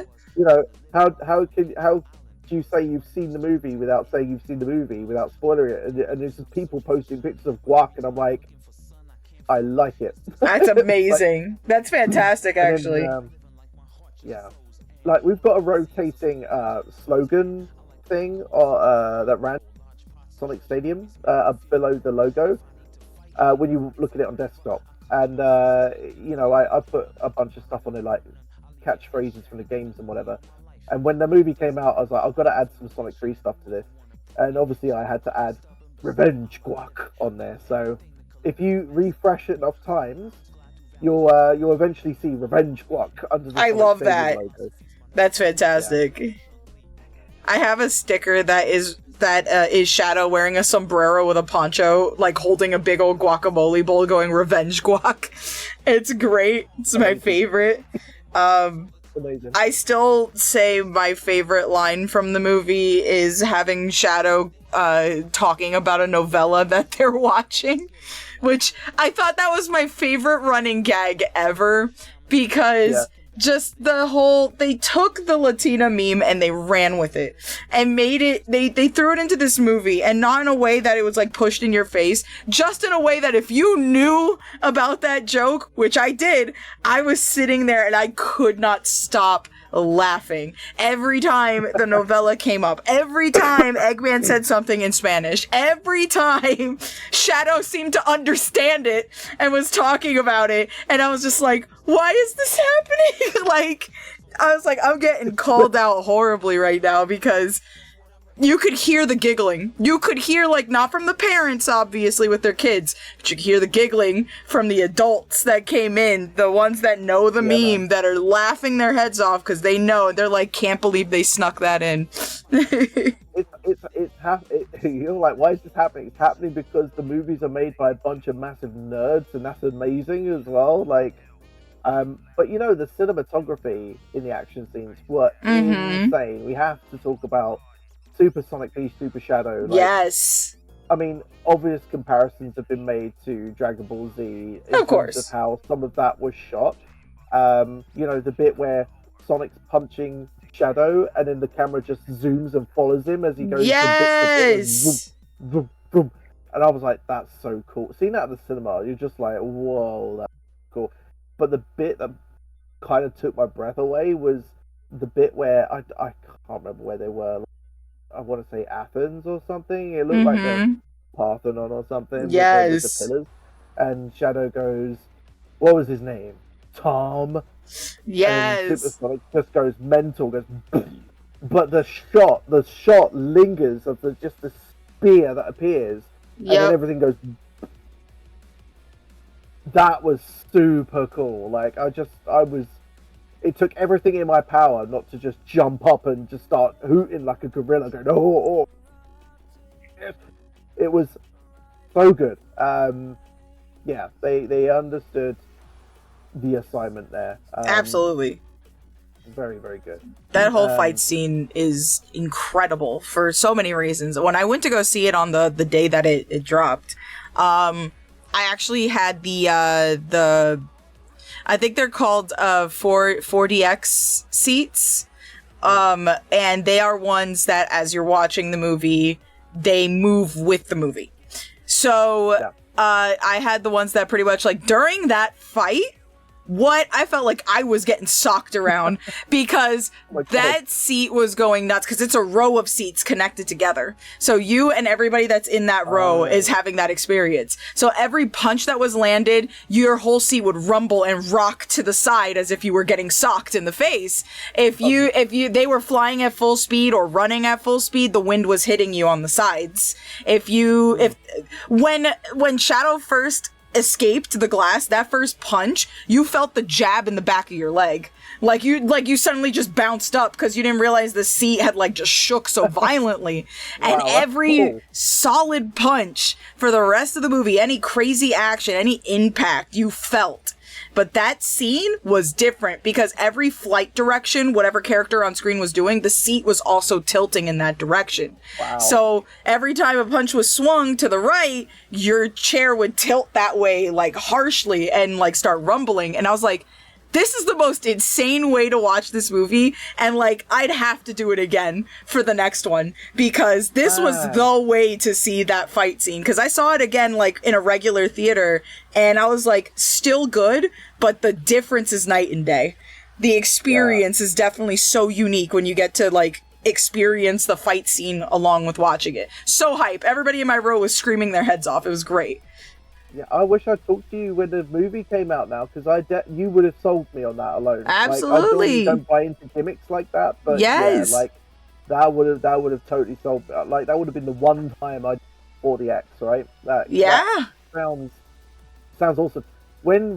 When Robotnik was doing the really gross looking burritos, did you get the smell as well? Was it? I wish. But when he like threw himself back in the seat, your seat actually tilted backwards like really hard. And I was like, God, that's man, funny. Can you sit a little gentler? My back's gonna die. It's like, why are you so angry?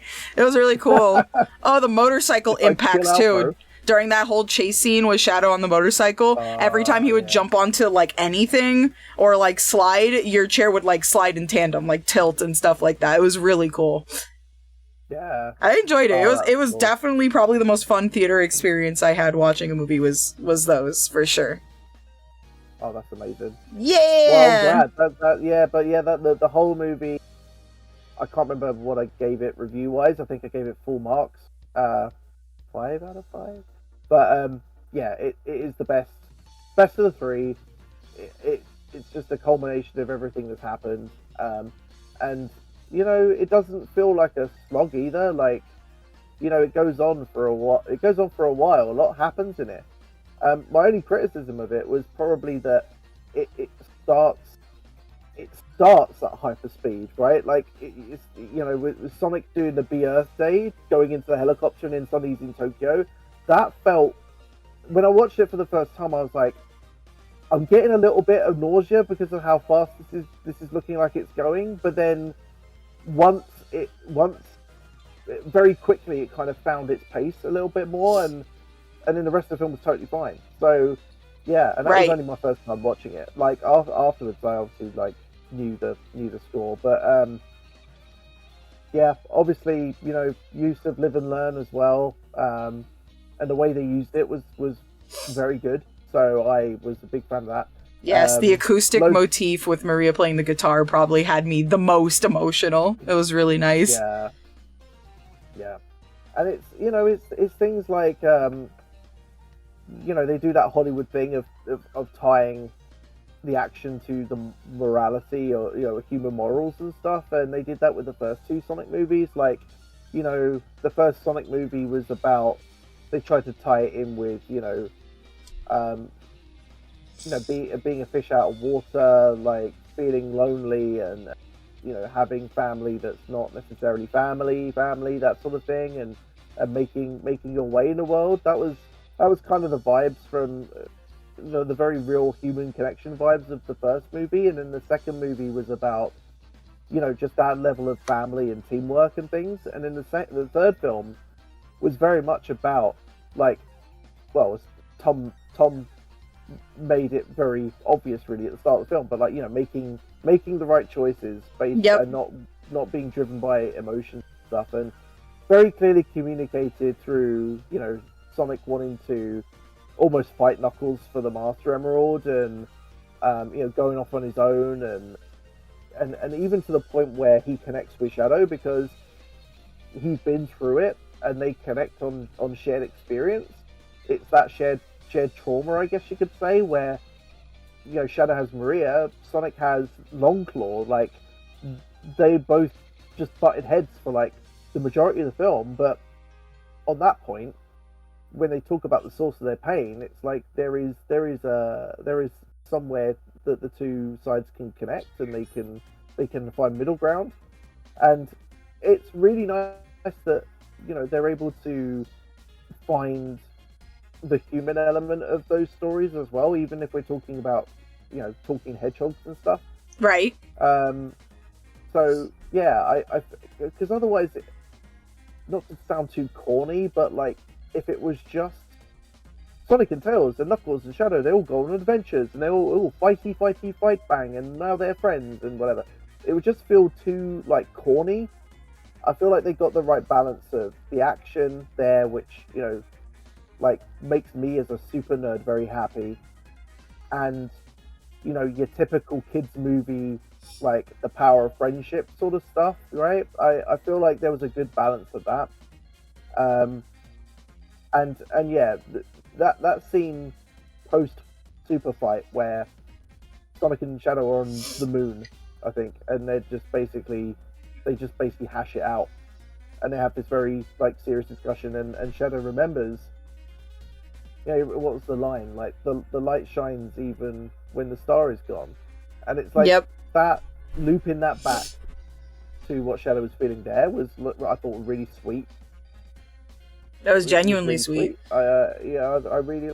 So, you know, a lot of people might think, oh, you know, Tom Wachowski's role as, like, you know, surrogate parent to Sonic is really cheesy and corny and whatever, but you kind of need that a little bit. So I'm not gonna knock it, really. And I thought it was handled really well in this movie. And plus, I was also really happy that Rachel had a small part to play in the film, because I love the character. I love her. I think she and I'm not memeing or like joking when I say it. I feel like she was legitimately one of the best parts of Sonic 2, the wedding, where she just goes absolutely ham. Like, what a baller move! Like her on the golf cart, where she's just like, yes. I was like, this. Honestly, it's got nothing to do with like Sonic and Tails and their struggle, right? So I know why people kind of hate it, because it's the humans doing stuff and it doesn't have any point to the story. But I was like, this is funny as hell, you know. And, you know, being a Brit and seeing like gun headquarters being all like, yes, mom, I don't think you got clearance. It's so, like, I had to put that to one side, because I kind of hate it when people do that stereotypical, oi oi, hello ma'am, we're in London, aren't we? That sort of thing. Which they really did that at the gun headquarters with the Rachel and oh god, what's Rachel's husband's name? Character, can't remember. But anyway, no, I've forgotten it. Anyway, but they do that thing where they go to the front desk and they try and convince their way in, right? In disguise. So that whole thing, I was like, you're really doing this really hyper British thing. But then you remember it's a kids movie and that's just what they do. But it's the bit where like Rachel goes, it's like, do you know what GUN stands for? Getting ultra nasty. And I'm like, this is so stupid.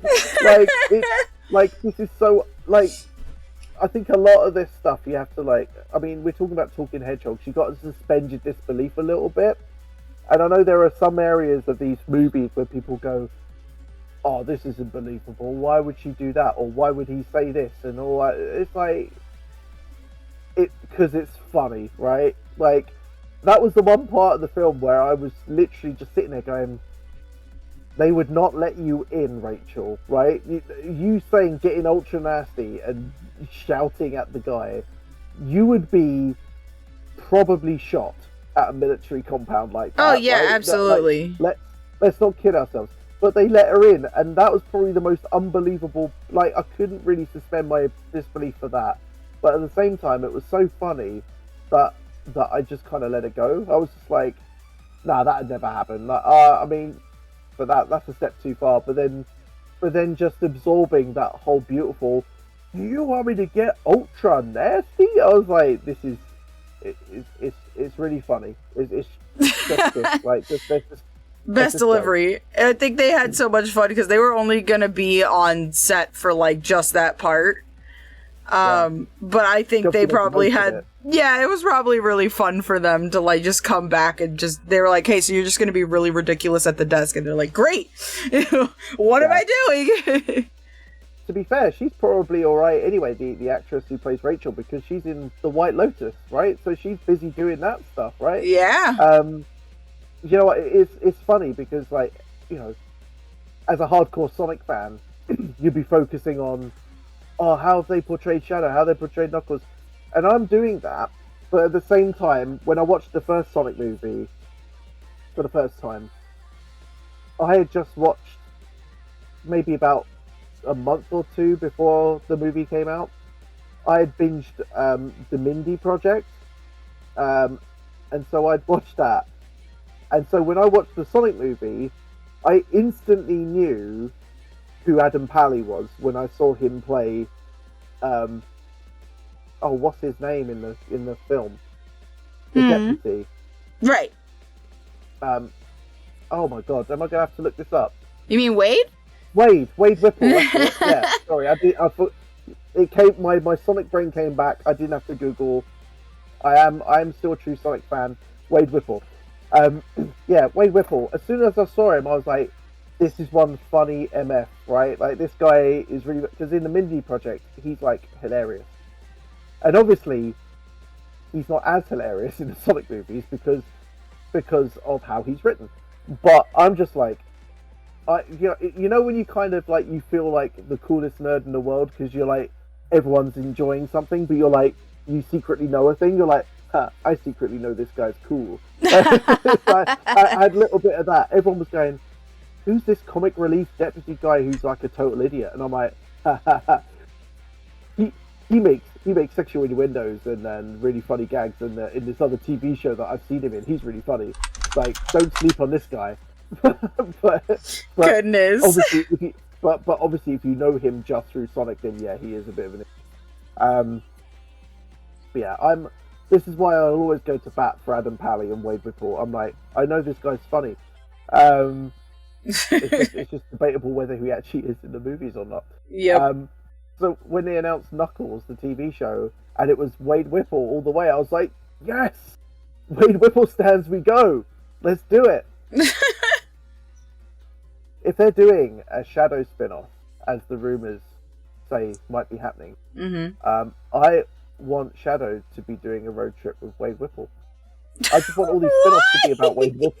Because it would be funny. I think if they ever do any spin-offs, the rule should be any spin-offs from the Sonic movie franchise should involve just the character doing a road trip with Wade Whipple for no reason. Just for no Wade reason, Whipple, just right? just He's to the only do. other guy in it. Yeah, exactly. He's done Knuckles, right?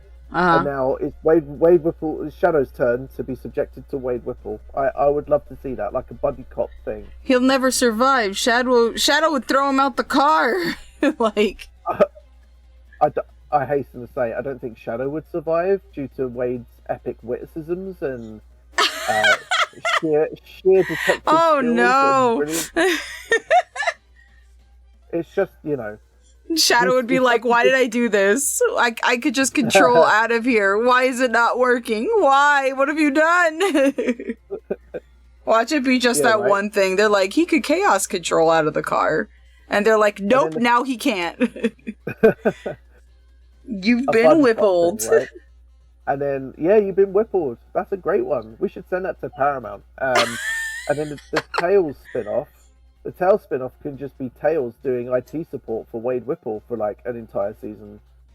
Like, it could be Wade trying to figure out like Adobe, and he's like, how do I make the button? How do I make this thing move? And Tails is like, this again, Wade? Come on, man.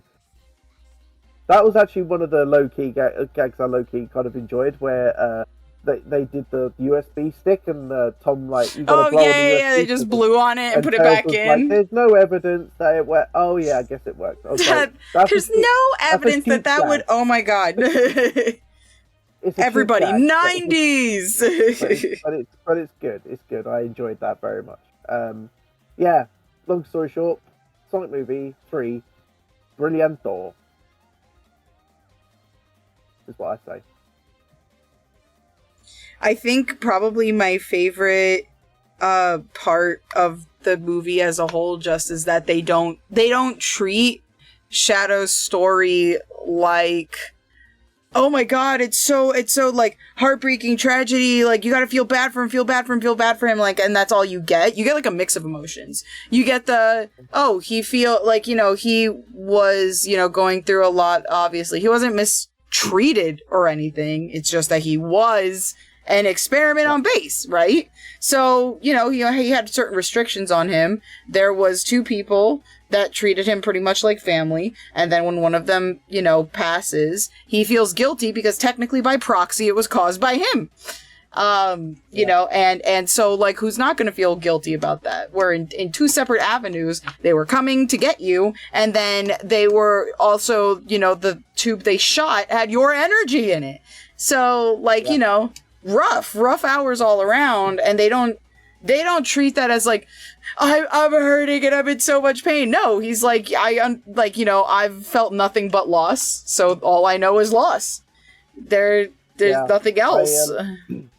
I think one of the things they did really well was like nuance, right? Which is a weird thing to say when you're talking about a movie that's for kids, right? But like, they didn't just kind of go emo with Shadow, like, oh, you don't understand my pain, I'm gonna blow the world.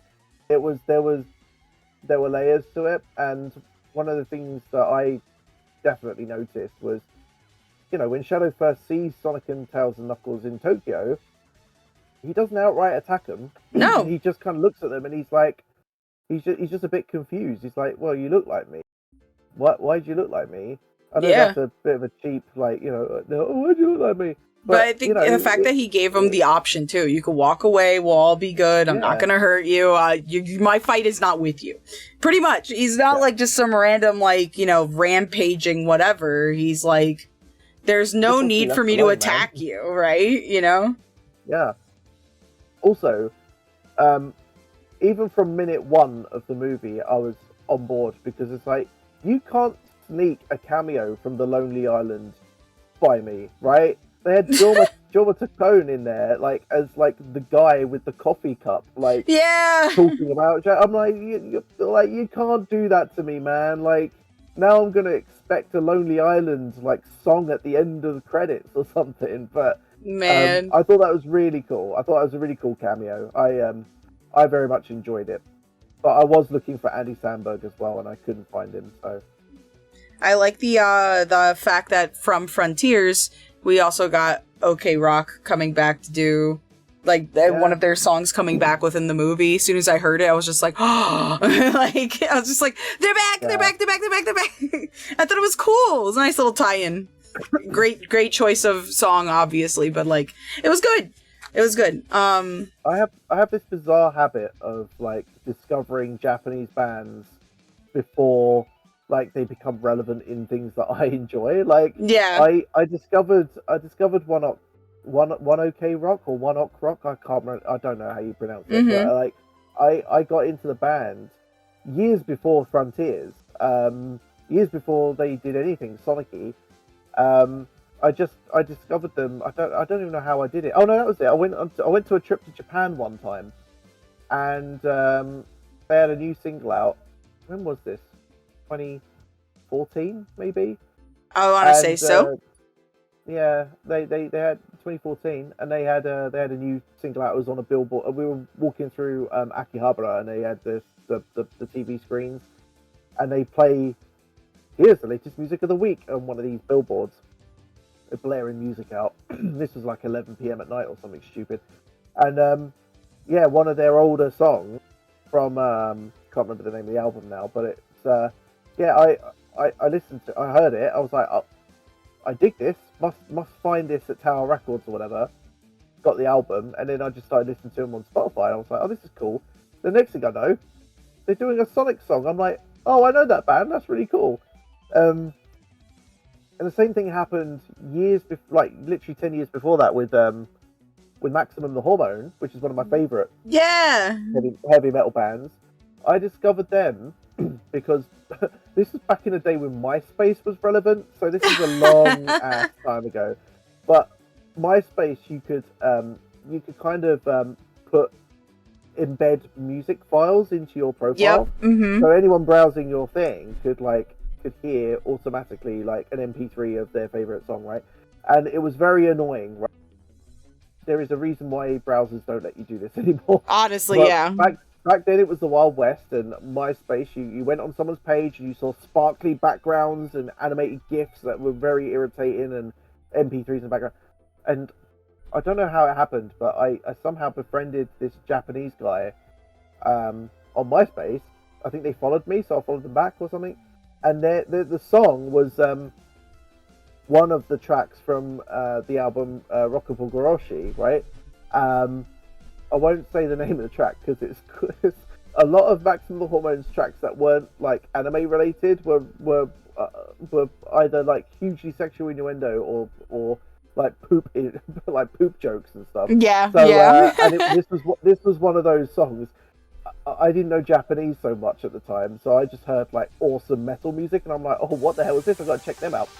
And then like literally the week after or something like that, Death Note was a thing. And I heard the What's Up People, which was the opening track for Death Note at the time. I heard that independently. I saw the music video for it, and it had no anime references whatsoever. It was just the band rocking out doing a music video, and I was like, this is amazing. This sounds like System of a Down, but like fused with like Rage Against the Machine or something. This is incredible. So I immediately jumped on board, and then I later found out, oh, it's the opening track for this anime called Death Note. Oh, I'll check out Death Note. And then I was like, oh, I'm a huge fan of Death Note now. So, yeah, that's crazy. So, like, it just keeps happening to me, man. I'm just like, I get into a band, and I'm like, oh, I think I'm the only person in the world who likes this band. Like, even my friends are like, why are you listening to? And then, like, the next day, all of a sudden it'll be like I'll connect with loads of people because they're like, oh yeah, they do this song in this game. I'm like, oh cool, okay. So, you're like, oh, yeah, it's everywhere. Okay, good to know. Yeah, exactly. So I'm quite glad that a lot of people are getting into One OK Rock from Sonic, because I am they're too. a good band. They're a good band. They've only just recently, as in the last couple of albums, because they sing in English, right? Obviously, Yes. They sing in English and Japanese, but that's recent is a relative term. But that's kind of a recent thing. Like one of their recent albums, they started doing that. I think in an attempt to break into America, and you know, I think Sonic was one of their ways of doing that too. So it makes a lot of sense. But they're a good band. I like them a lot. Yeah. At the moment, I'm listening to this German band called Electric Callboy. Yes, I my discovered favorite them. band of all time. Let's go! No way did you just say that. Right? And as soon as you Electric Callboy said, is so good. by the way, Luna, thank you so much for the raid. I appreciate you. Thank you so much for bringing your lovelies. You did not just say Electric Callboy in front of me, sir. I'm a metalhead. What can I say? But I love them. I'm old now. I don't keep tabs on what is hip and cool, right? But I did discover Electric Callboy at the start of the year, and I was like, where has this band been all my life? Oh my god. And I only bring them up because I'm like, tomorrow I'll probably find out they're probably doing the next Sonic game or something like. That's amazing. Whatever. So I'd lose my mind if they ever collabed on a Sonic project. Are you kidding? I wouldn't know what to do. I'm just waiting for the day that they do Eurovision. I'm like, please do Eurovision. Yes. Like, I think they've expressed an interest in doing it, but like, no big band or no real kind of band with credibility wants to do Eurovision because it's seen as, you know, a bit cheesy and yeah, sloppy, right? But you know, it's only that way because you keep putting artists that are that way in the contest. So put it's true. musicians in there, right? Anyway, Electric Callboy. I went and saw them live. I saw them live last year. Really? Yes, I saw them during their Techno Train album. Oh, cool. Yeah, that's one of their older albums, isn't it? I heard what was their newer one this year? Is it Reverie? Elevator Operator. No, that's their newest one, isn't it? but they did a song in like at the start of the year called Elevator Operator. Yes. And I saw the music video for that, and I was like, this is 100% my jam, by the way. Like 100% my vibe. I love everything about this. I love the music video. I love who is this guy with the mustache? I love it. Yeah, I love everything about it. So that was my way in, and then all of that like hyper is like Hyper so good. That was my introduction. Was Hyper. But yeah, they're a good band, but they're playing in the UK in November. But I've done so many gigs this year already, I can't justify seeing them. So maybe at the next one. You have to see them. I absolutely implore. Their live shows are amazing. Their Techno Train tour, I went to go and see it. It was during a time where I was mute. I could not speak because I had lost my voice like severely. And so it was like a month that I wasn't able to speak, a month or two. And so during that month, I went and saw them live. And when I tell you, silent screams coming from me, for sure. But I was having such a fun time. They performed like We Got the Moves, which is epic. It was an insane live show to see. They performed a lot of their classics, and a lot of their new stuff, and they also did their rendition of like Every Time We Touch. That was a goodie. Like, it was good. It was such a good show, and they have such a welcoming and like passionate vibe up on stage. They're just having the times of their lives. But all of their songs are so good. All their music videos are such a vibe. I love them. That's so exciting that you like them too. I was just like, oh, this guy's got such good taste. Mr. Dread knows music so well. Yeah, I mean, you know, you're talking about someone who, when they was 15 years old, like my diet was Limp Bizkit, System of a Down, and Korn, and all the rest of it. Like pure, like probably be seen as cheesy today, but like, you know, they were it. But I just love fun, you know, and those guys definitely know how to have fun as well. So they're a really good band. And yeah, Reverie took me a couple of listens to get into, but I like that song too. Yeah. Anyway, on that side note about German bands, very Sonic influenced, but yes, really. Very. But yeah, all about the Sonic, yeah. But yeah, they'll probably do a Sonic thing tomorrow, and they'll have like, I don't know, they'll probably put We Got the Moves in there somewhere or something. And it's like, oh, Electric Cool Boy is canon in Sonic lore now. I'd be okay with this. Genuinely, I would be okay with this. I'd be very welcoming of this. I'd be the best combination of two things I adore very, very much. I don't know what the song would be, but I know it would be hype as hell. The music video will be ADHD incarnate. And there will be the most insane death screams. And they will, of course, for some odd reason, make the catchiest bridge ever of one word over and over and over again. And somehow it works. They're the only guys I know that can make choo choo choo from a train actually be the hypest bridge to the next verse I have ever heard. So, yeah, no, they can do it. What's that one I really like from, what's that one I really like? About, just the subject matter of these songs are stupid as well. Like, the one where they're like a spaceman. Yeah! Like, and just the lyrics are stupid. I love it. Like, I love it's Spaceman, I'm rocking in the smack. Yeah, no, that's a good one. Yeah. So is My Summer. My Summer's good too. Yeah. Oh my goodness.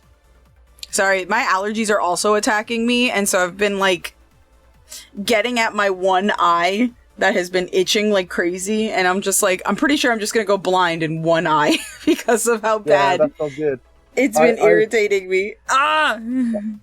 I've managed to kind of somehow avoid pollen for the most part. Like, usually it's really bad, hay fever for me. But teach me your ways. Well, I don't know. I think I'm just got lucky, if I'm being honest. Everyone else around me is just hacking up, and I'm just like agony. A bit of a runny nose. That's about it. So, yeah. Anyway, other things happen in your life when you hit 40 that you know, medically. So you're just like, I don't really have time for hay fever right now. I've got other things to worry about. Like, oh, this knee's a bit gammy now. I guess that's me for the knackers yard. Wow. Away I go. I wish I could do that. I've got a barbecue and I've got Sonic. So, I'm a happy child. I got barbecue and Sonic. That's it. That's all I need. yeah. All you need. All you need. All you need. Well, a big rising question. And absolutely, I definitely want you to, tell everybody about this, is just like everything that's going to be happening for you. You're saying that you've got a lot of stuff coming in the Woodsworks, like, with Sonic Stadium itself, and, a lot of projects in the future for you. Definitely, tell us about that. Yeah, thank you. So, I mean, at the moment, just a preamble, this year will be 25 years since the birth of the Sonic Stadium. So, my little site that I started when I was literally 15 years old, and I'm a 40-year-old man now. So that is kind of scary to think about. But yeah, it's been crazy to think about how on the edge of like all of the major Sonic like game releases, information, movies, cartoons, news, and all sorts that have happened in the last 25 years, and how much I've been like involved in helping people like know about this stuff and reviewing it and sharing my feelings about like the quality of these games and where Sonic is at as a franchise over the years. Like it's really cool to think about it. Like scary but also cool, because scary in terms of, oh my god, I've aged so much and I'm not like 15 anymore and I'm not like a spring chicken, but also cool in that, like, I don't know if it gives me kind of an elder statesman vibe a little bit, like, yeah, like the old man of Sonic or something, old man Sonic. But yeah, it's been really cool. I've seen a lot of stuff. I've read, I've worked with Sega on a lot of stuff. We've done Summer of Sonic. We've done radio shows in the past. Sega Sonic Radio. When I think about the stuff that I've done over the last 25 years, some of it sounds actually mad and made up. Like, when we did Sega Sonic Radio in like 2003, we started doing what I called back then live casts, which were basically streams but audio only, and people could like connect to literally an IP address, and you would open it in Winamp and listen to me talk for like 2 hours every Sunday. And I did that with my brother and a friend of mine every Sunday for years, in 2003, as early as that. And I think about what that means now, and it's like, holy shit! Did I accidentally invent the podcast? Because you could download it on the site after we did every show. So if you missed an episode, you could download it. A load of people would like listen to our show and be like, "Oh, I thought it was really funny when you made that joke about Sonic Heroes and, all this other stuff." And we did special events where one of my favorite moments from I think in 2004 or 5, we did this raffle. It was for Sonic Stadium's birthday, I think, and on Sega Sonic Radio we did a raffle, and people would send us like their username and email address, and we put it in a hat. Only it was audio only, so no one could see the hat. Right. So you just had to kind of, we literally did do it, but you just kind of had, it was a bit like a just trust us bro, like, because you couldn't see, there was no Twitch or anything, so you couldn't see what we were doing. And we didn't have a hat, so we just used a plastic, we used a bin bag and put all these names in the bin bag. And we basically just played along and just did stuff off the cuff. Yeah, people always remember like, oh, that was really cool. I won a copy of Sonic Heroes from you guys. And then the next guy was like, what the hell? I won a pair of Sonic pants. What is this?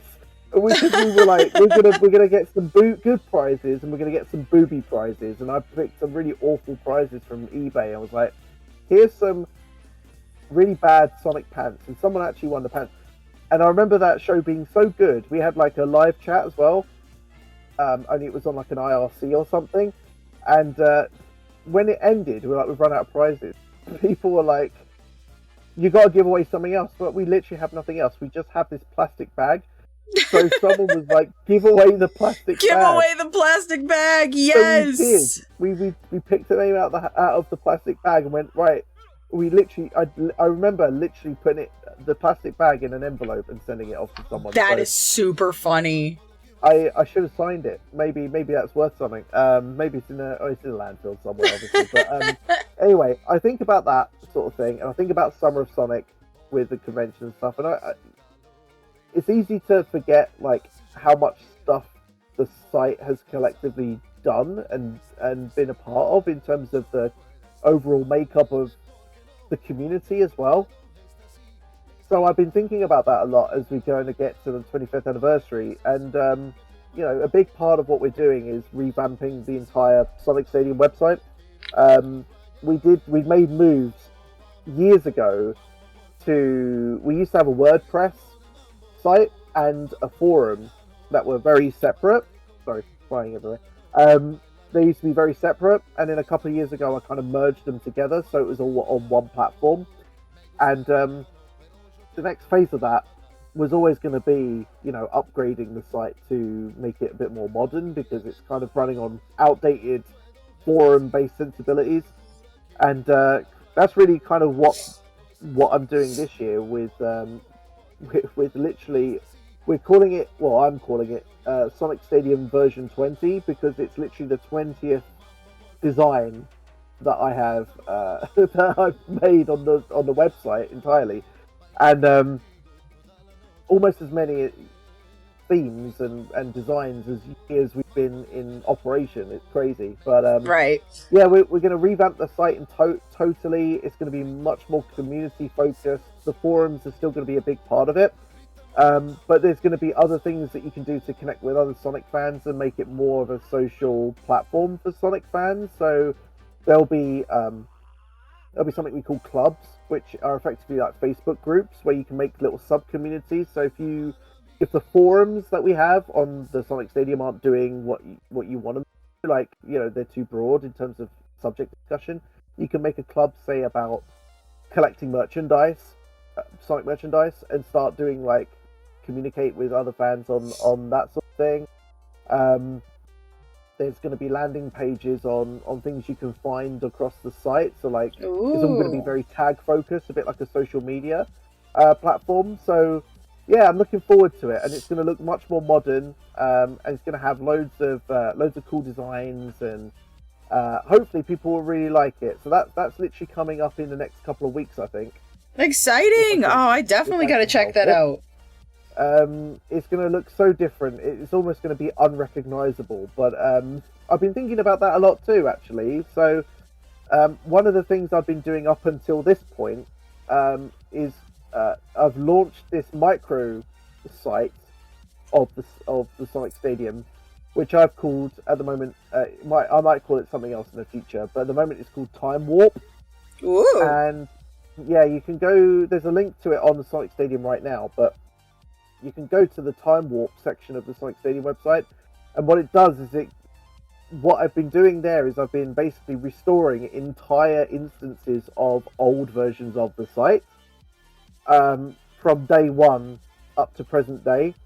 So at the moment there's five of the earliest versions of the Sonic Stadium. Almost all the pages are intact. You can just click and browse them.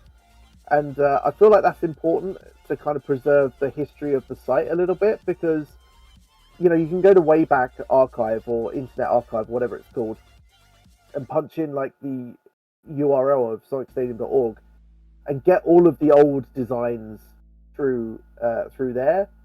But there's obviously a lot of missing images there. There's a lot of missing data. Right. The Internet Archive only crawls so much. And the further you go back, the less there is archived, especially in the early days when the Sonic Stadium was originally on angelfire.com, like hosted accounts and various other free services. So a lot of that kind of stuff isn't there. And what I've been spending a lot of time doing is putting a lot of that back together, and just so if you wanted to to see not just an image snapshot, but an actual living, breathable version of the very first version of the Sonic Stadium as I launched it in the year 2000. You can click on the time warp and you can visit that site right now. Ooh. So it's it's a lot of hard work because I realized that I was never any good at keeping backups of stuff. Oops. So I'm having to cross-reference a lot of stuff from, ironically, Internet Archive, as well as cross-reference it with some of the fragments of data that I still have from my old hard drives and stuff, and put a lot of that back together. And it's taken a long time, but I think it's really important for like the heritage of the site, like how long we've been running for and stuff. So, alongside the revamped site and making it more modern, I'm also kind of looking to the past and celebrating that as well. So those are the two major things I'm doing right now. And the big celebration, which I haven't really fully fleshed out yet, will be on the Sonic Stadium's birthday, which is in October. So October the 24th is the day we launch the site, and it will be 25 this year. Will be 25 years to the day.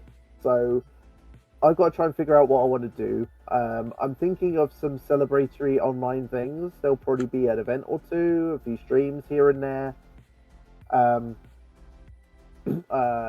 definitely some revival of things that people who used to visit the site 20 years ago might recognize. I mentioned Sega Sonic Radio. I definitely want to do something to honor that this year as well. And we even used to have a fan game team called Shadow Team, and we were working on, never finished, a game called Sonic the Fighters 2, and it was a bit 2D Smash Brothers using Sonic Advance sprites, I think it was. And yeah, a lot of that is lost to time a little bit, but I'm going to try and restore the old site and the old images from that. And so if anyone's ever curious about what we did in like 2004 or something, fan game wise, you can look that up too.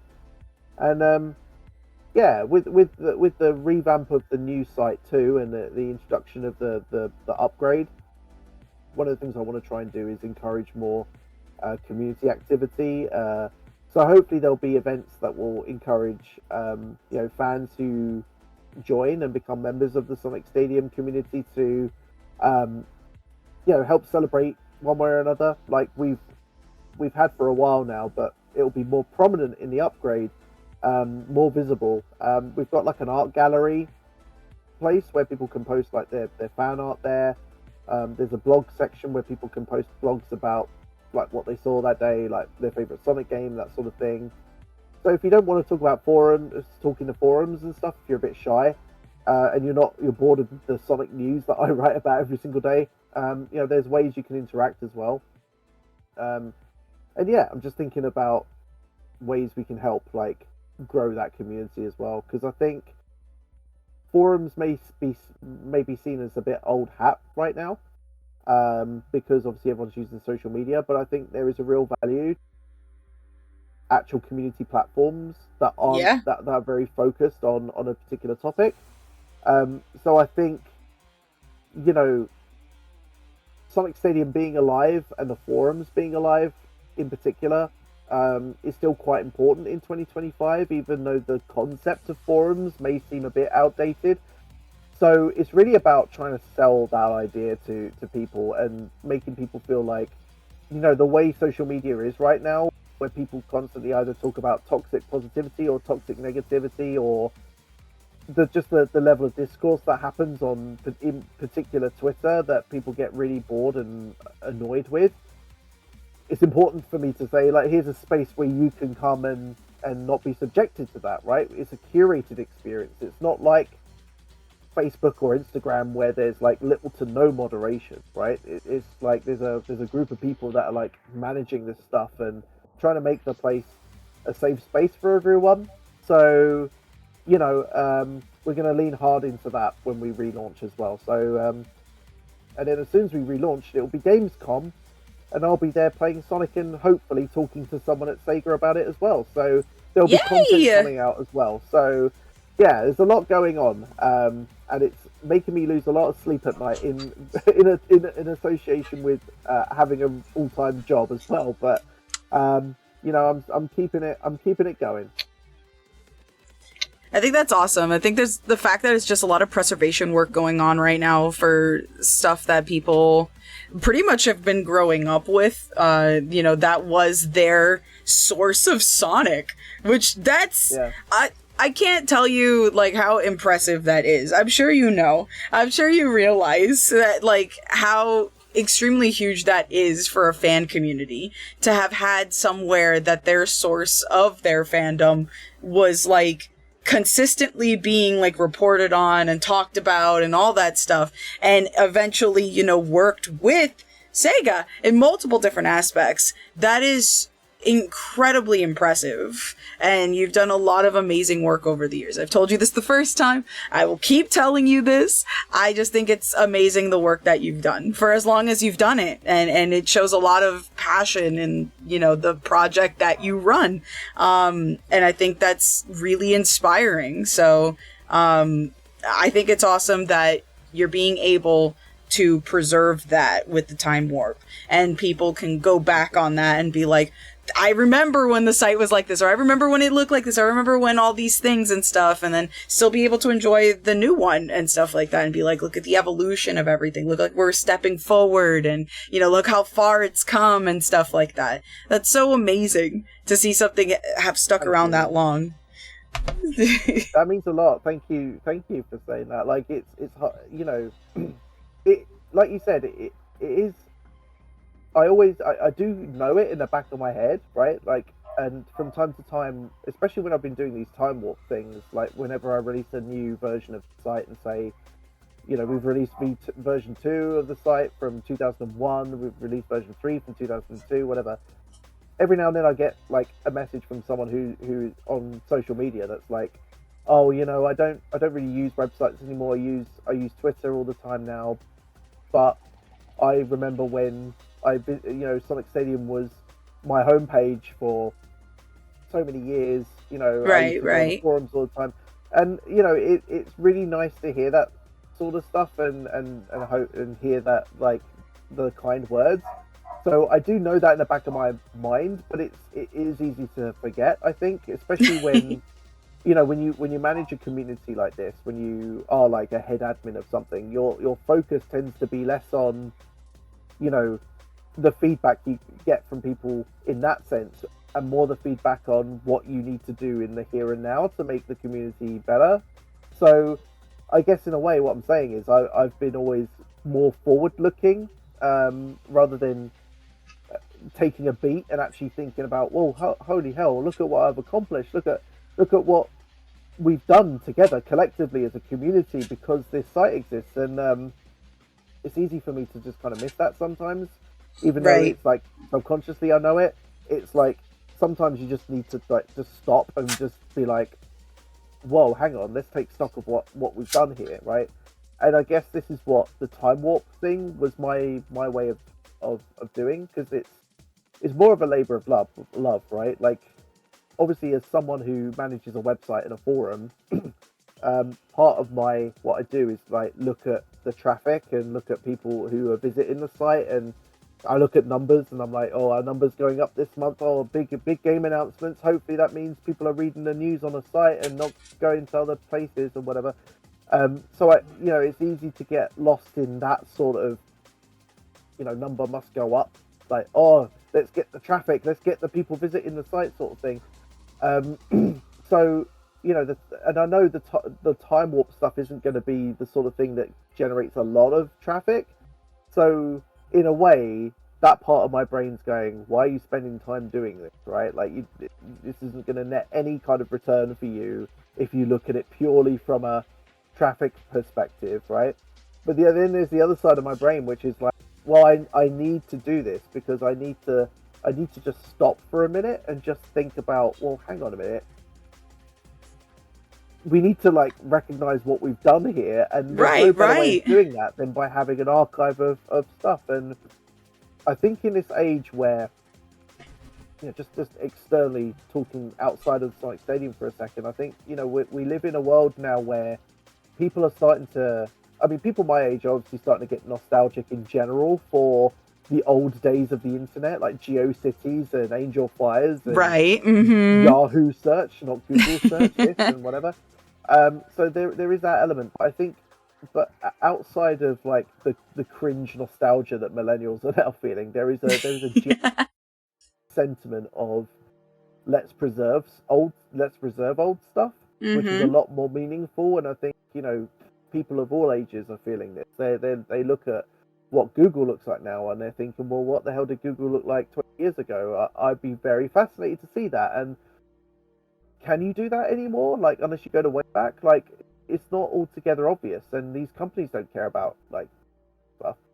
And when you see discourse online about video games in particular, where people talk about game preservation, right? Mm-hmm. It's like even when game companies remake or remaster games, people say, well, that's all well and good, but give me a method to actually play the original game as it was originally released as well, because that's important for preservation too. And I feel like a part of me up until now has always felt like, as long as I somehow translate the content in the old Sonic Stadium sites into the current version of the site, as long as I keep the content, that's enough, right? Mm-hmm. But I see the discourse and stuff, and people's genuine sentiment about needing to have an archive of stuff. We need to remember our history. I think that's an important sentiment to have. So, I heard that, and I started thinking about it, and I thought, well, no, actually, it's not enough to just have, a JPEG of the original homepage of the Sonic Stadium from 2000. Like, is that going to be enough? Like, it might be enough for some people who don't care. Like, they just want to come to my site to talk about Sonic or read the Sonic news. Mm-hmm. Is it enough for me? Right? And I realized it wasn't enough for me. So I was like, right, I'm gonna basically remake all of these sites. Effectively, that's what I'm doing. I'm remaking them because I'm not just. I do have some original HTML files of some of these pages, not obviously the Mm-hmm. whole sites, but I do have the HTML. But it's not like I'm taking those and just plopping them on the site server and going, here you go, access this. I know there are some sites that do that. They have like, you go archive.website.com or something, and then Right. it's like all they've done is they've just uploaded the old files from like 2001 or something, and your browser might not even be able to support it. Like, what if you have a website that heavily relied on animations? No one's running Flash animations anymore. You try and run Flash on your Chrome browser, well, it doesn't work.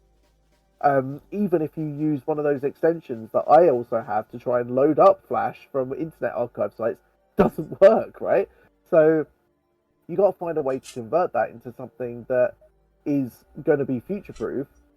So when I say remake these sites, that's what I'm literally doing, because I'm looking at how the site was structured, how I used to code, and I used to code like ass, like I really did, because I was 15, I didn't know what I was doing. And I'm looking at that and I'm going, right, now that I know what I know in my late 30s, 40s now, it's like, let's use some better coding techniques to make this work as it looked at the time, but run more efficiently. Because, Right. I might have had like really inefficient loading images as the banners, but I'm like, now with compression techniques being the way they are, I can take a banner that used to be like, I guess 2 megabytes or something on the old site and compress it to a WebP or something and make it 100 kilobytes. And bam, all of a sudden I've remade that image, but made it like true to the original. So that's basically what that's my approach with these. Like, I'm trying to remake them, but keep them true to the original. The sticking point really is when I basically one of my big flaws in the early days of the Sonic Stadium was that I could not sit on a design for longer than 10 minutes. Like, in the early years, I changed designs like almost every 6 months, which is why it's such a huge endeavor for me to remake these sites, because I'm like, right, version 1, that's out the door. Then you get to version 3, and all of a sudden it's like 4 different variants of the same overall design because I tweaked it, and I'm like, I don't want to remake the entire site 5 times for this one design. So, I use some modern tricks to try and, I use little toggle buttons that's like, toggle this to see it in version 1, this design's version 1, toggle this to see version 2, and so on. So I find neat little tricks to kind of make sure everything is considered and included. So, yeah, it's a lot of work. But, yeah, I can't remember what your question was now, but like to answer it broadly, it's hard to really take stock of what you've done unless you're going back in the weeds of it. So Right. in a way, it's almost relearning the history, because in a way, as I'm going through these old sites, I'm seeing old news stories that I wrote, and then I'm thinking, I'm realizing, oh yeah, that did happen, right? Like, there was a period of time where the Sonic Stadium was actually down. Like, we had a server crash and we were out for like 6 months. But in between that time, Sonic Heroes was released. So I'm remembering, like, why the hell didn't I ever... The one game since the Sonic Stadium has launched, the one game that I haven't reviewed is Sonic Heroes. And I always thought, why was that? Was I just lazy? But I've reviewed literally every single game. And then I was remaking one of the sites, and then I was like, why can't I find any archive at all for this particular page? And it's like, because the site literally didn't exist in February 2004. And I'm like, oh, okay. So you realize, oh, okay. And then you start remembering parts of your own site's history at that point, and you're like, oh my god. But yeah, it's a useful exercise for me as well. And yeah, in terms of community, I think people like hearing about old forum, not drama, but things that happened when I was inexperienced and I didn't know how to run a community, and I trusted people too much, and the usual stories when you're a kid, right? Like the growing pains. Yeah, like one of the earliest stories of that is I was affiliates, which is basically best friends, with another Sonic site, and it was called Sonic United. And one of the guys that ran that site ended up being a moderator on my forums somehow. I can't quite remember the exact story. But sooner or later, I realized that they could code, and I was like, "Oh, you can help me. You can be an admin on my forums." And he was like, "Oh, okay, yeah, fine." Seemed nice enough. Then there was this whole thing where there was a hacker that was going around defacing the forums and stuff, like literally every 6 months.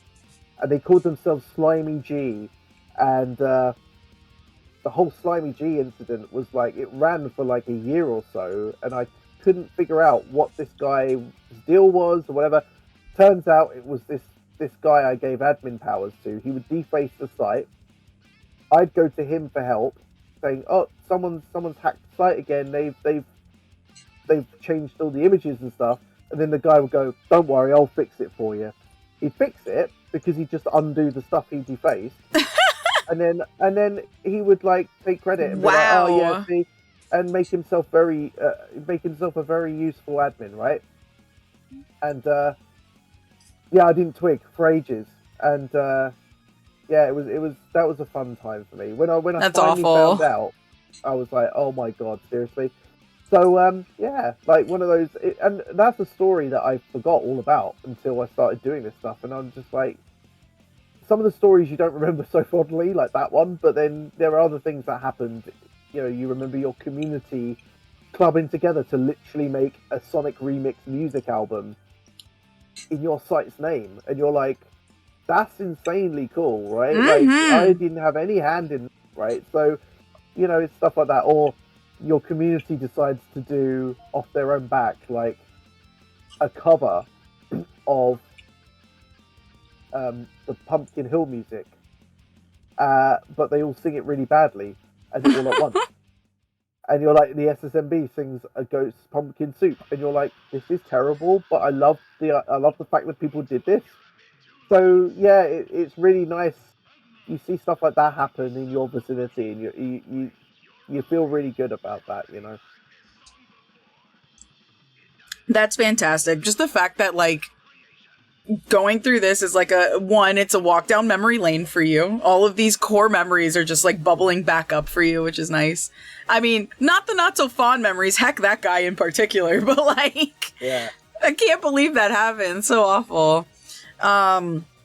But just the fact that you're like remembering these things, like the album and like how the site looked and like, oh, we were down for a while and that's why we didn't review this game, or the community, like, you know, was really talking hype about like this one thing that we were talking about, or like this particular review was like, you know, our most well received, you know, everybody was very excited about this, or, you know, I think that's really fun because you get to see the process of like you running everything too. Like you growing with your project and in turn learning more how to manage it. And I think that's amazing because this is the whole like journey that you took. Now you're kind of re-going on it and repaving it so that people can kind of walk that journey with you again, just through the time warp. That is so freaking cool. Well, I hope people really like it. I mean, I think like most of the coolest projects on Earth, people do these things out of the labor of love rather than any kind of, I don't know, need or business sense, right? So, and for me, that's definitely true. And I hope people find some level of use out of it. I think most of the people that are still kind of online, but just not on my forums or site anymore, a lot of them kind of remember some of the later versions of the Sonic Stadium rather than the stuff that I've currently put out there. So I think they're just waiting. Some of them are waiting patiently for me to get to that point. And I can't wait to get to that point either, because there have been some seriously cool designs and you know, sites that we've done. And that was before we even get to like the WordPress the WordPress version of the site, which I think I introduced in 2008. So yeah, there's literally, it's weird because trying to not just remake these sites but also chronicle them, like how do I order them, how do I number them, because some of these designs, like I said, they've got variants. Do I count the variants as their own design? Do I count them as you know, version 3.5 or 3.6 instead, or what? Like how do I file it, right? It's all an organizational exercise too, and that's been fun for me to try and figure out, because I'm like, yeah, what is the lore of my site? What is the lore of the community? What's the lore? It sounds really big-headed though, and I'm like, I don't want to be like that guy, but like at the same time, the site's been long enough. It's old enough to have eras. Do you know what I mean? Like we've got an era, we've got a old school internet era, we've got a WordPress blog era, and now we've got this new forum era. It's like, it's crazy to think that I can mark our journey in terms of literally eras. That's awesome. But yeah, and some of the stuff that, you know, I slowly start to remember, some of the fond memories, like, you know, my first trip to Japan, well, not my first trip to Japan, although that wasn't very Sonic-y, it was just a trip to Japan. But my second trip, my second, I did look, honestly, but, you know, I didn't do anything for the Sonic Stadium for it because I couldn't find any Sonic. Right. But my second trip to Japan was 2007, and I went to Tokyo Game Show for the one and only time I've ever been. And that was the year that Sega was showing off Sonic Rush Adventure. They were showing off Knight's Journey of Dreams on the Wii. They were showing off a game that I became a massive fan of at the time, Valkyria Chronicles. Became one of my new favorite games. And yeah, so being in that space and in experiencing not just Tokyo Game Show and the vibes around it, but playing Sonic games in Japan where they were being made before they had any chance of coming out where I was living, right, in the UK, was a real trip. Like a pre-release version of Sonic Rush Adventure, yes please. And pardon me. I was lucky enough to meet in person Otani-san last year. Oh wow! Otani, because he attended the Sonic Symphony in the UK last year. Oh, And gotcha. the organisers obviously knew who I was. I'd been in touch with them, and they were very eager for me. They literally said, "Do you want to meet Otani-san because you do so much for the community?" And I said, "Yes, please." I've never met him before, and I did a little interview with him, which to my one of my massive issues is I haven't published it yet. So I interviewed him in September. I haven't put the interview up yet. So I'm good. That's one of the things I'm going to do this year. Once the relaunch happens, I'm going to put that interview up finally, because he said some very interesting things. But you know, I brought along a copy of the Japanese soundtrack CD for Sonic Rush Adventure because I imported it back in the day. Mm-hmm.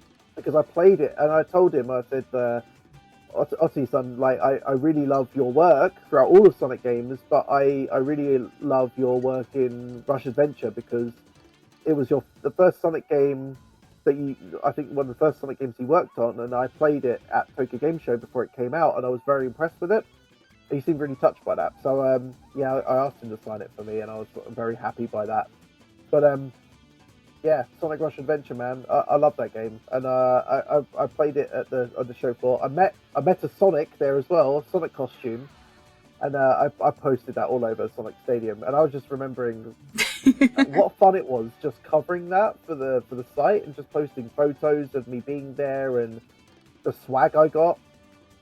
I think I got a bag with the Knights on it, which my friends who ran a Knights into Dreams fan site were very jealous of. Around here, still somewhere. I've got to find it in this pile of junk. But yeah, I picked up a whole bunch of stuff while I was there, and yeah, that was crazy. But there's been loads of fun memories.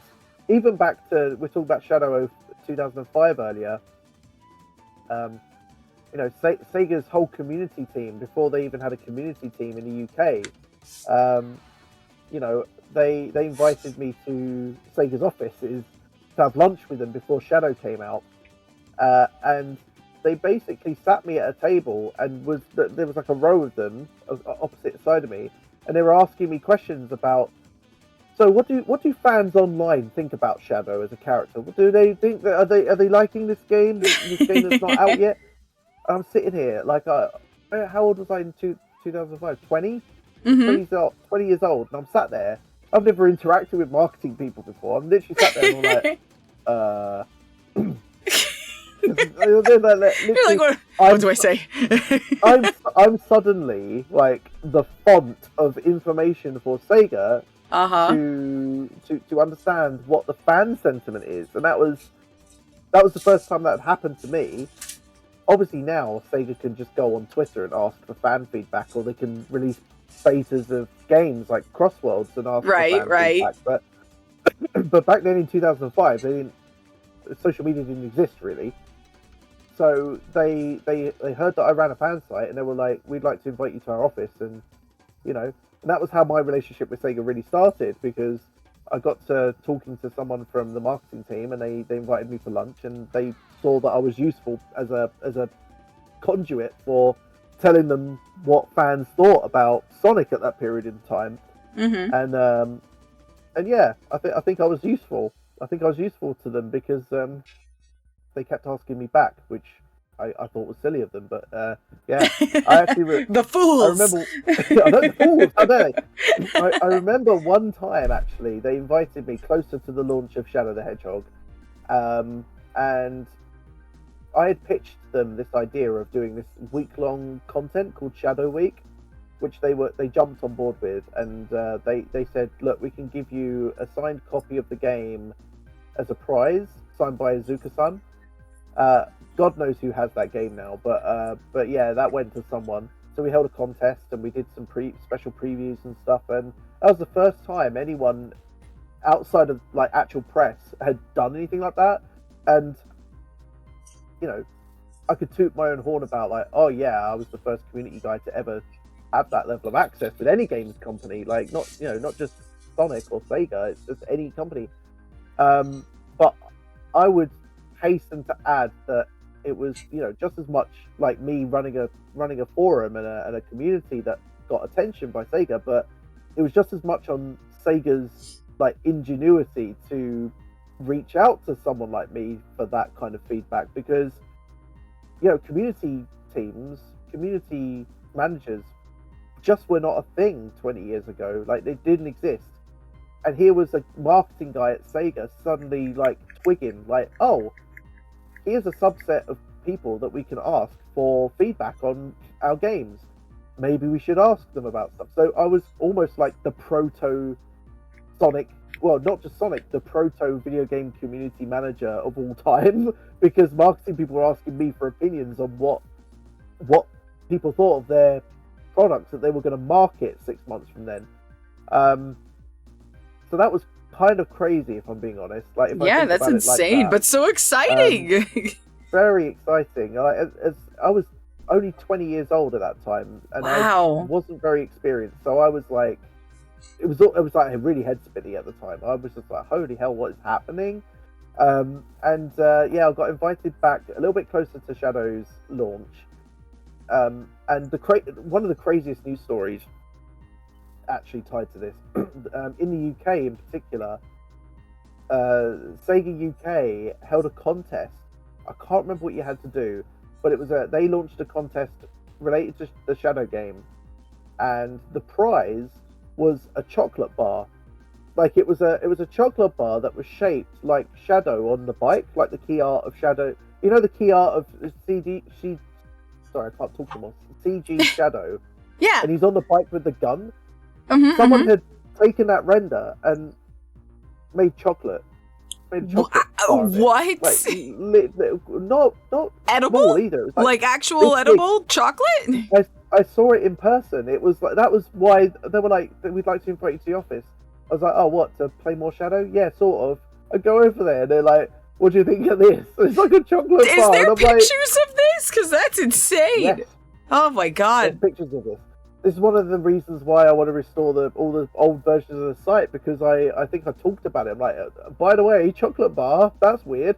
And what makes this even crazier when you hear about this story in 2025 is that the contest was only held on mobile phones.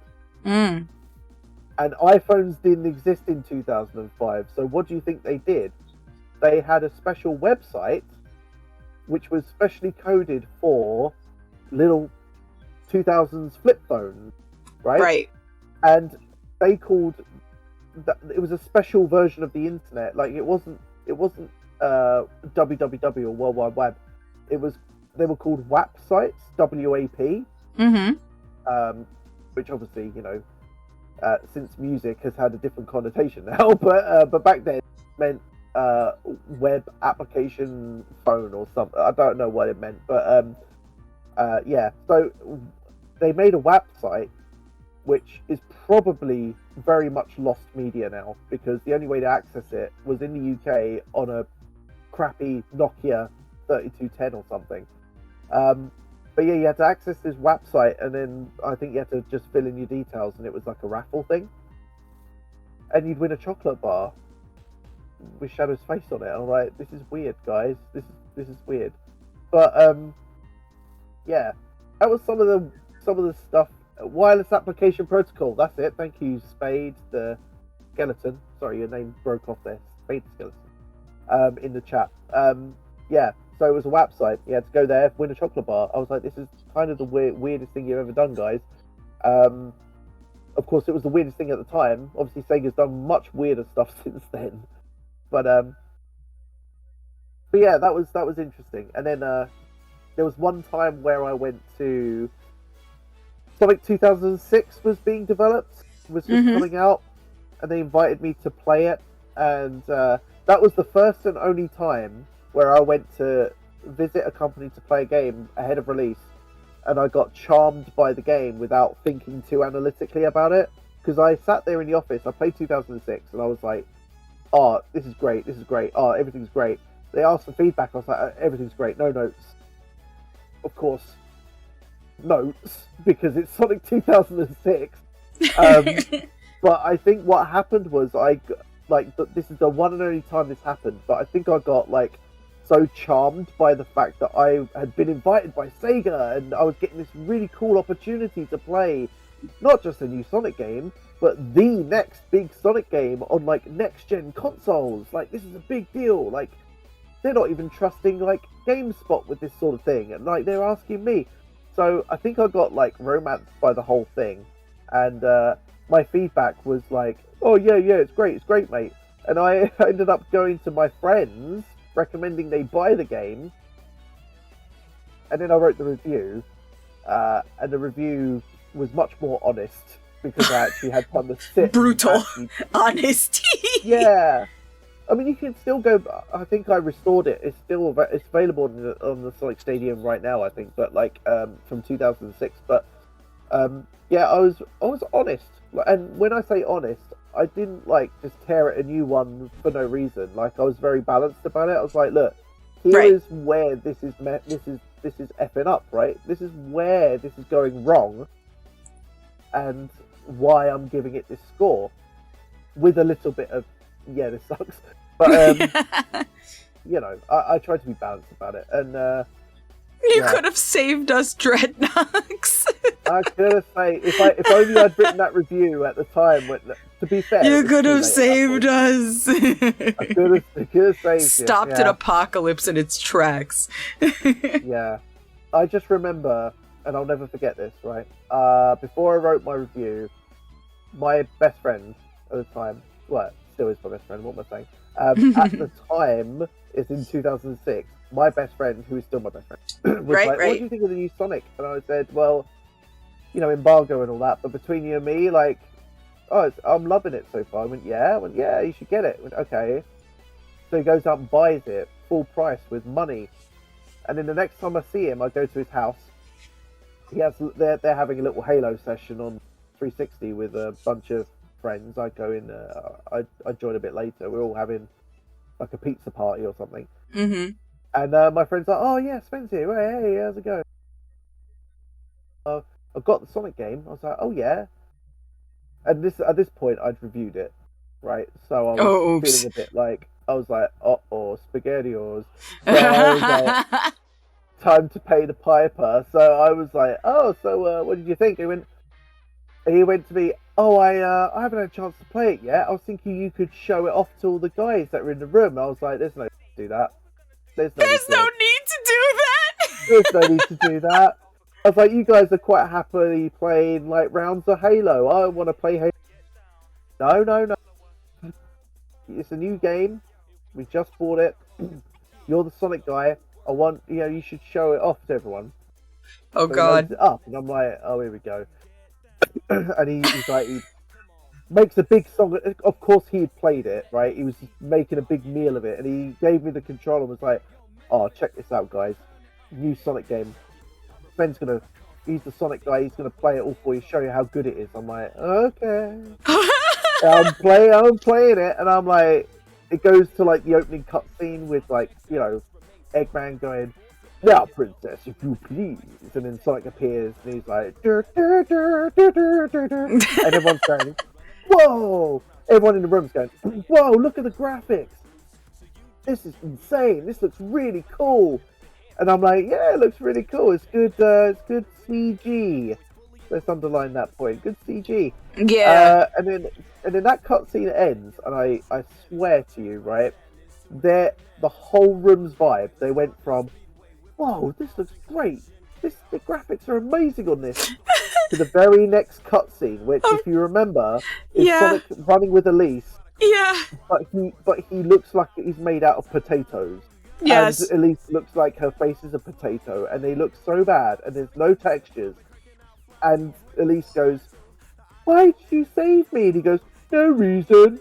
And then like all this other stupid stuff happens. As soon as that shot appears, like everyone's vibe was like,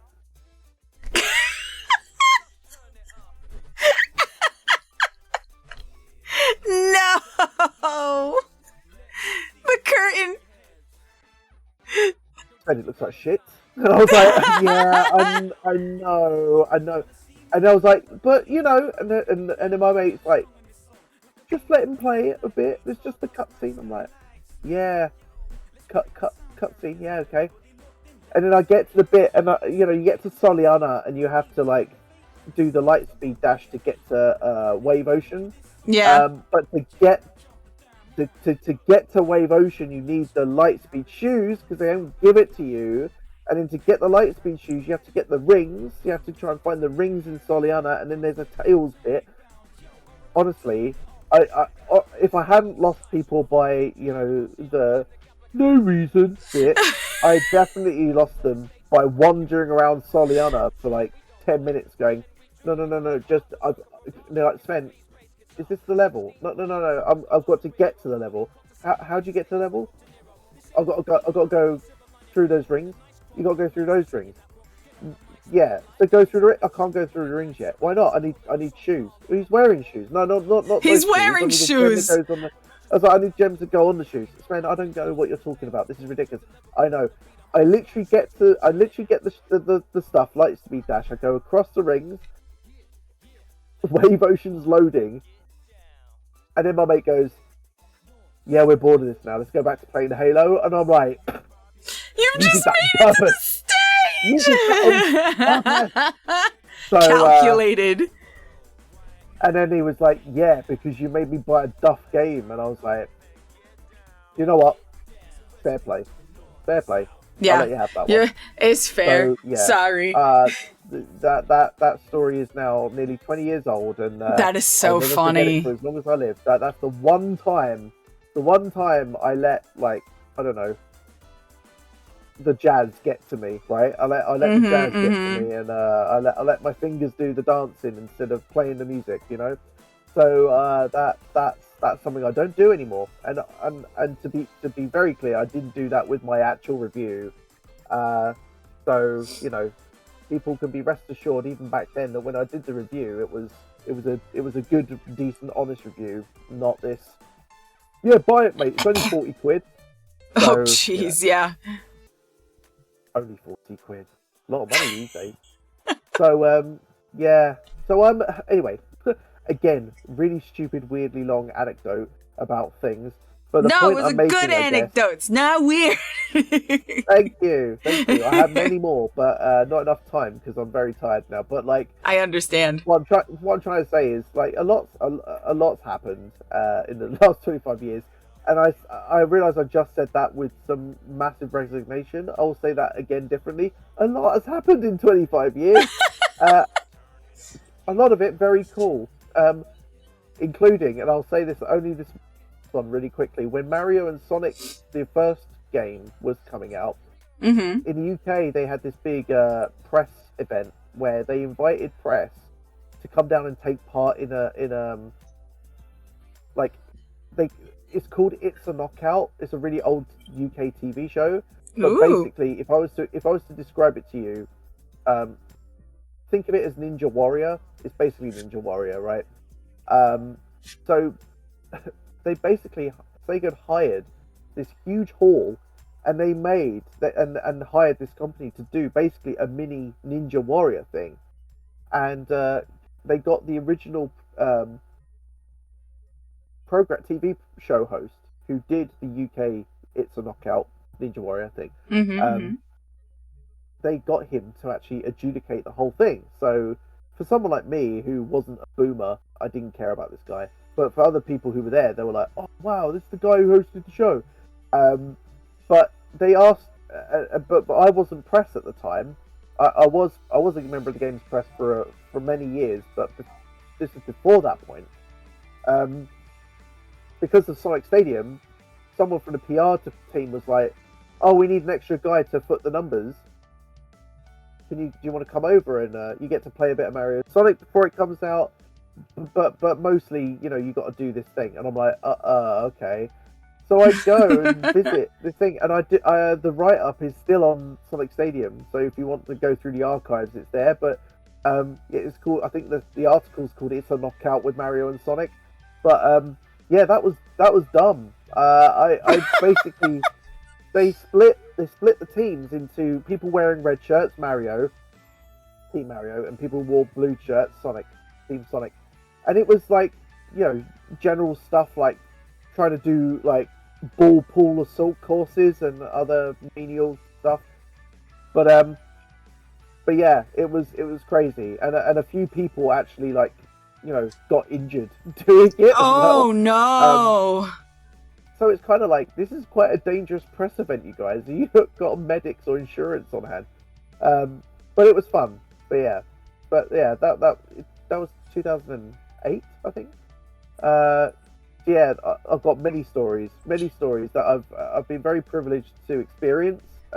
Many things I've been able to do, both in the UK, but then in the US as well. Like, through amazing teams like led by Aaron Weber, and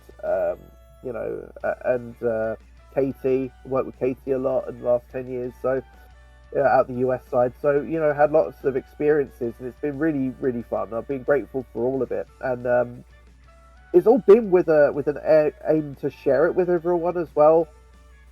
And so, I hope I get to share many more memories with people as well in the future.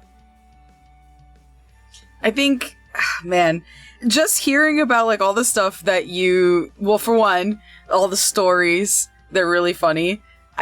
Your friend is a little more calculated than I'm comfortable with. I think the setup for you to have to play that game in front of everyone is diabolical in all sense of the word. That's a villain origin story, and you didn't take that path, so congratulations. But I just think I don't know, it goes without saying that just all the stuff that you've gotten to experience being a fan of Sonic, and then getting to experience that fandom not just as somebody who helps others experience it, but as somebody who even Sega would like allow information to, and would like have you go out to these things, or you would go out to these like press events and other stuff like that like that's kind of insane, especially back then, because I remember you telling me like they weren't super akin to having people do that just yet. So it was fairly new. I would imagine so, because that press event sounds, one, fun, but like the fact that there were injuries, it's like one of those 90s ads of like, leave it to the professionals type deal. So they could have passed it along as that, but too many injuries. Hopefully only like one or two. Hopefully not too many. Shouldn't be any, but I don't know. Very like happily envious of the fact that you got to be on such a journey. Like in this life, this is like something that most people would only dream of within the fandom, and I think it's really awesome that somebody like you got to be part of something like this, and with your own two hands building it. I think that's awesome. It speaks volumes about just everything that you've been doing up until now. And like you said, sometimes you don't think about it, but you should absolutely be proud of like all the stuff you've done. It's amazing. You've inspired so many people out there, including me. You already know, like, I wouldn't be doing this if not for the stuff that you've done for Summer of Sonic, for all the work you've done with Stadium. Like, I wouldn't have thought, man, I would love to like have a venue where people who can't afford to go to a con can go to one that's akin to Summer of Sonic. Like, you did that. You threw that idea in my brain. You did this. No, don't, because then you'll open the floodgates and people will blame me for things. I've been blamed for many things over the years. Oh no. Yeah. I was once accused of stealing someone's RuneScape money, and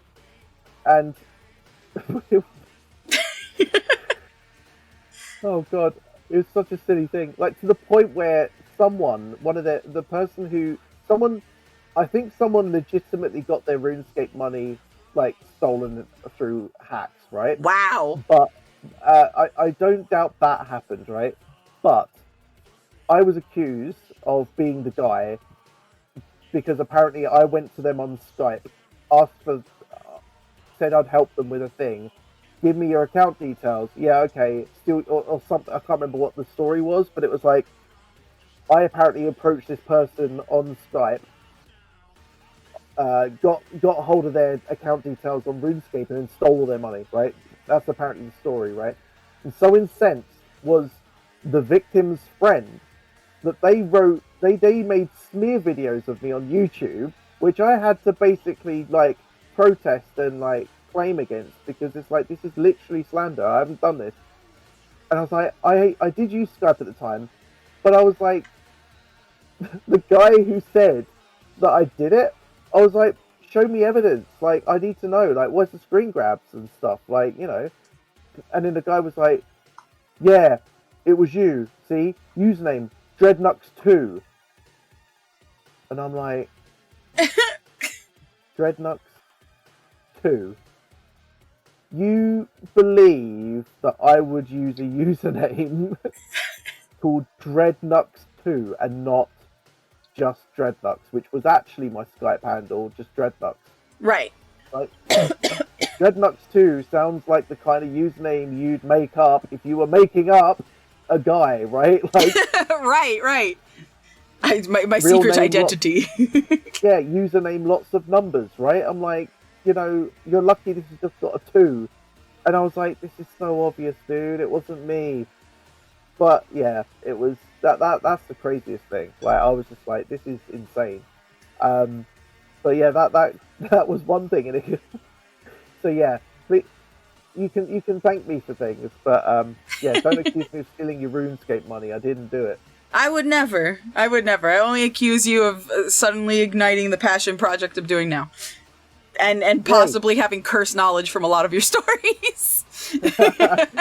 Yeah, I mean, stick around with me for too long, and yeah, your knowledge does end up getting a little bit cursed. I'm sorry. Oh God, oh no.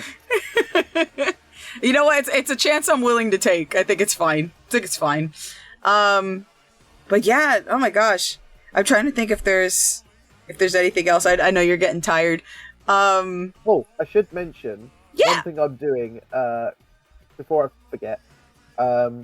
There is a Sonic convention, not one I'm doing this time, for once, in the UK called SonicCon UK. Woo. And that's happening in November. And they asked me to be a special guest at that show, and I said yes. So one of the things I want to do there, and hopefully it will come to pass, is that I'm talking about doing a panel there in honor of the 25th anniversary of the Sonic Stadium. And sure, let's talk about Summer of Sonic as well, because you know that's just as much a part of our history too.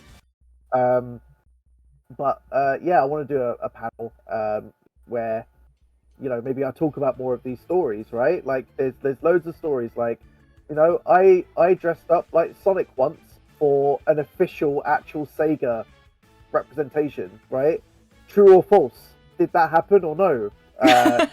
You know, stuff like that. Or, you know, did I help name the epic Aaron Weber branded Sonic toaster? Yes or no? How many times did I email Jun Sonoy in the last 10 years? Guess. Do you know what I mean? Like, it's... Oh my goodness. Like lore quizzes are fun, though. Yeah, so I've got many a story, and maybe that will be the vibe, right? I do a little bit of history of the site, a little bit of history of Sonic, Summer of Sonic, and do a few of these funny stories, and we'll have some laughs along the way.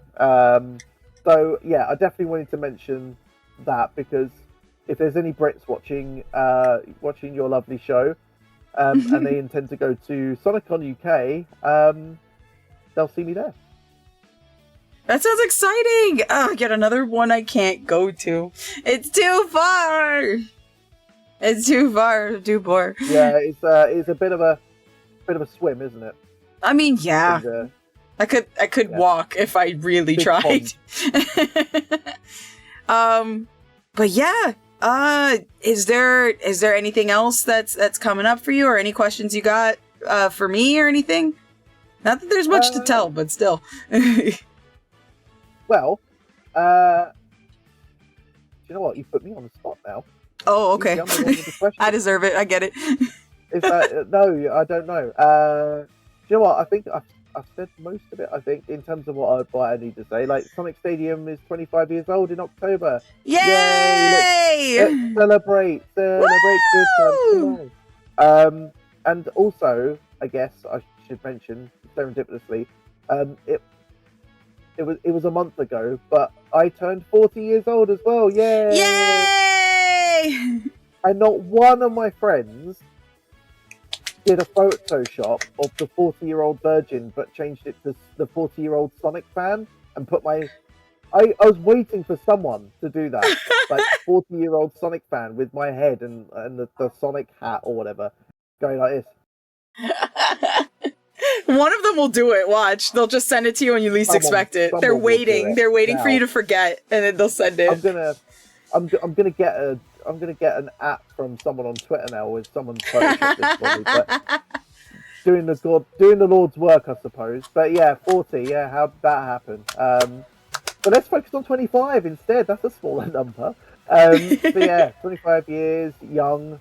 I want to take Sonic Stadium to the next level. The upgrade is going to do so much for navigation, discoverability. It's going to feel like a completely different site. But that's going to be the beginning of the story. I want to do, event stuff. I want to do a lot of community-focused things with it. At the moment, it feels very much like there's a forums attached to a news site. And what I want to do is make the community feel a little bit more like they're part of something here. So, community will be able to contribute to news. Community will be able to contribute to start their own clubs. They'll be able to do this, that, and the other. Let's just try and make an epic portal for Sonic fans in general, right? Like let's make a house a home. But I've got plans on how to make that happen, and it might involve more contests. It might involve more shows or something from my side. Maybe I do another fall and give away more Sonic pants. I don't know. Yes, the return of the Sonic pants. More Sonic underpants. Yeah. Let's do it. Yeah. That sounds awesome, though. It sounds like it's going to be a lot of fun. Yeah, I hope so. But yeah, please look forward to that. I'm hoping to get it done in the next week or so. But there's been an extra wrinkle. I've had to migrate servers, so I'm doing that this weekend before we upgrade. But it's imminent. It's going to happen very soon. And there'll be some surprises, right? A lot of the things that my community loves about the site at the moment is the customization of it. Like there's characters. If you visit the Sonic Stadium, you'll know that there are character themes on there. So you have a Sonic skin, a Tail skin, a Knuckles skin. I've figured out there's going to be. Well, I'm not going to say too much. I want it to be a surprise, but there'll be some surprises there in that sense because there's a whole new design. Obviously, one of the big questions is, will any of the character themes be converted to the new design? I think people will be pleasantly surprised. So everything's going to be looking great when we launch. So look forward to it. That's super exciting! I'm so happy for you. Yay! Yay! Thank you. I guess aside from all that, I think that'll just about do it for us for tonight. We got to ramble about a bunch of stuff today. I know, I could easily go on for ages more, but alas, it's 1:30 in the morning and I need my. Oh my gosh, yeah, no. Here. Yeah, you need sleep. You've got lots to do. You got kiddo to take care of. Every time I hear like someone say something like that, I just remember Demolition Man, where like, they go, don't you have something to do? Don't you have someone to kill? I always think that. If someone reminds me I have something to do, I just think of that. Like, Simon Phoenix, don't you have a job to do? Don't you have someone to kill? I'm like, I don't have anyone to kill. No, I don't have anyone to kill. I just need sleep. No, I understand. But listen, Glitch, you've been, your show's been amazing. Your whole Festival of Ages is a credit to like your community as well. So just thank you for having me on your show as well. Like for the second year in a row, you obviously didn't get bored of me. Yeah, so, no, never. Yeah, you're doing amazing things, and all the best for the rest of the festival. You're gonna smash it. Like some of the stuff you've been doing already this past week has been incredible, and I can only imagine like what you got lined up your sleeve for the rest of the season. So you're gonna make me cry. Thank you. I appreciate it so much, genuinely. This has been so fun so far. I cannot wait. I'm just letting you know right now, I'm so scared of August. August is very, very full. Very, very full. I don't think there's not a single day free anymore, except for like maybe 2. If it makes you feel any better, I'll be watching. So. That does make me feel really better. Thank you. It better be good, right? Oh God, I have to do better. I'm so sorry. No, I know it's going to be good. I know it's going to be good. So the great Sonic Uncle Dread is watching. I have to do good. Uncle, I like Uncle. I'll take Uncle Dread. Rather than old man. Old man yells at Sonic Cloud or something. But yeah, look, if you ever get overwhelmed, right? Just think. This is what I think about every time I've done a Summer of Sonic, right? People are like, how the hell did you manage to get on stage in front of like 1,000 Sonic nerds? And I'm like it's nothing. I just go on and I'm just like, all right, guys, it's just jazz, baby. It's just jazz. Let the music come to you. So if you get overwhelmed, it's just jazz. Just jazz, baby. Yep, just jazz hands. Just shake it all out. It's just jazz hands, yeah. Cool jazz and do the jazz hands. There you go. Yes, good, yes. You got a system. It works for you. Let's do it. I appreciate it genuinely when you came around and was just like, hey, so are we doing another thing again for the festival? I was just like, yes, please. That would be so cool. I was going to come get you, but I was like, I figured like parenthood and all the other stuff you've been doing, you would be so busy. I should have just asked though. But I'll know for next time. We have to get you for a gaming session. We still have to do Monkey Ball like we talked about last time. Yeah, we didn't do that last year, did we? Because I was lazy. I couldn't be bothered, and I also was probably lazy this time. I couldn't be bothered. I just like talking, mate. It's just No, that's okay. I mean, I like it. That's why I like doing podcasts and stuff. It's real fun. I should probably bring you on for that too. That'd be fun.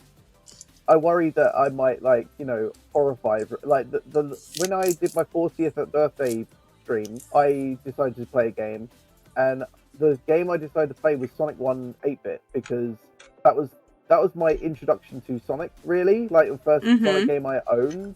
And I knew it like the back of my hand, so I was like, this is going to be a piece of piss. So I'm going to go play the game, I'm going to get all the 1-ups, I'm going to get all the Chaos Emeralds. And then, of course, what happened was I died like 6 times on Skybase, and I'm like, this is... So, I still beat it. But yeah, so I'll probably... If we were playing a game, you'd probably tell me, oh, you played Sonic 1 8-bit, play Sonic 2 8-bit now. Get all the Chaos Emeralds. Try. Go on. Just do it. Dare you. Just do it. And I'll be like, I can't do it. I can't even be get like, I'm scared. I don't wanna. Monkey Ball would be fun. Okay. I played it recently with people, and it was such a fun to return back to it, especially 4 players, just chaos incarnate. It's so good, though. A little bit of monkey target. Yes. A little bit of monkey target. Yes. Well, I'm actually pretty good at that one. I feel like that's the one I would be the worst at because I have terrible depth perception, but I'm actually good at it. Oh, really? That's so interesting because I'm absolutely rubbish at it. So, you can totally skin me on it. It's all good. Well, oh my God, thank you for the freebie. You're so generous, so generous. Yeah, right? Just absolutely run me over and everything else, and the target, I'll just have that one instead. Totally.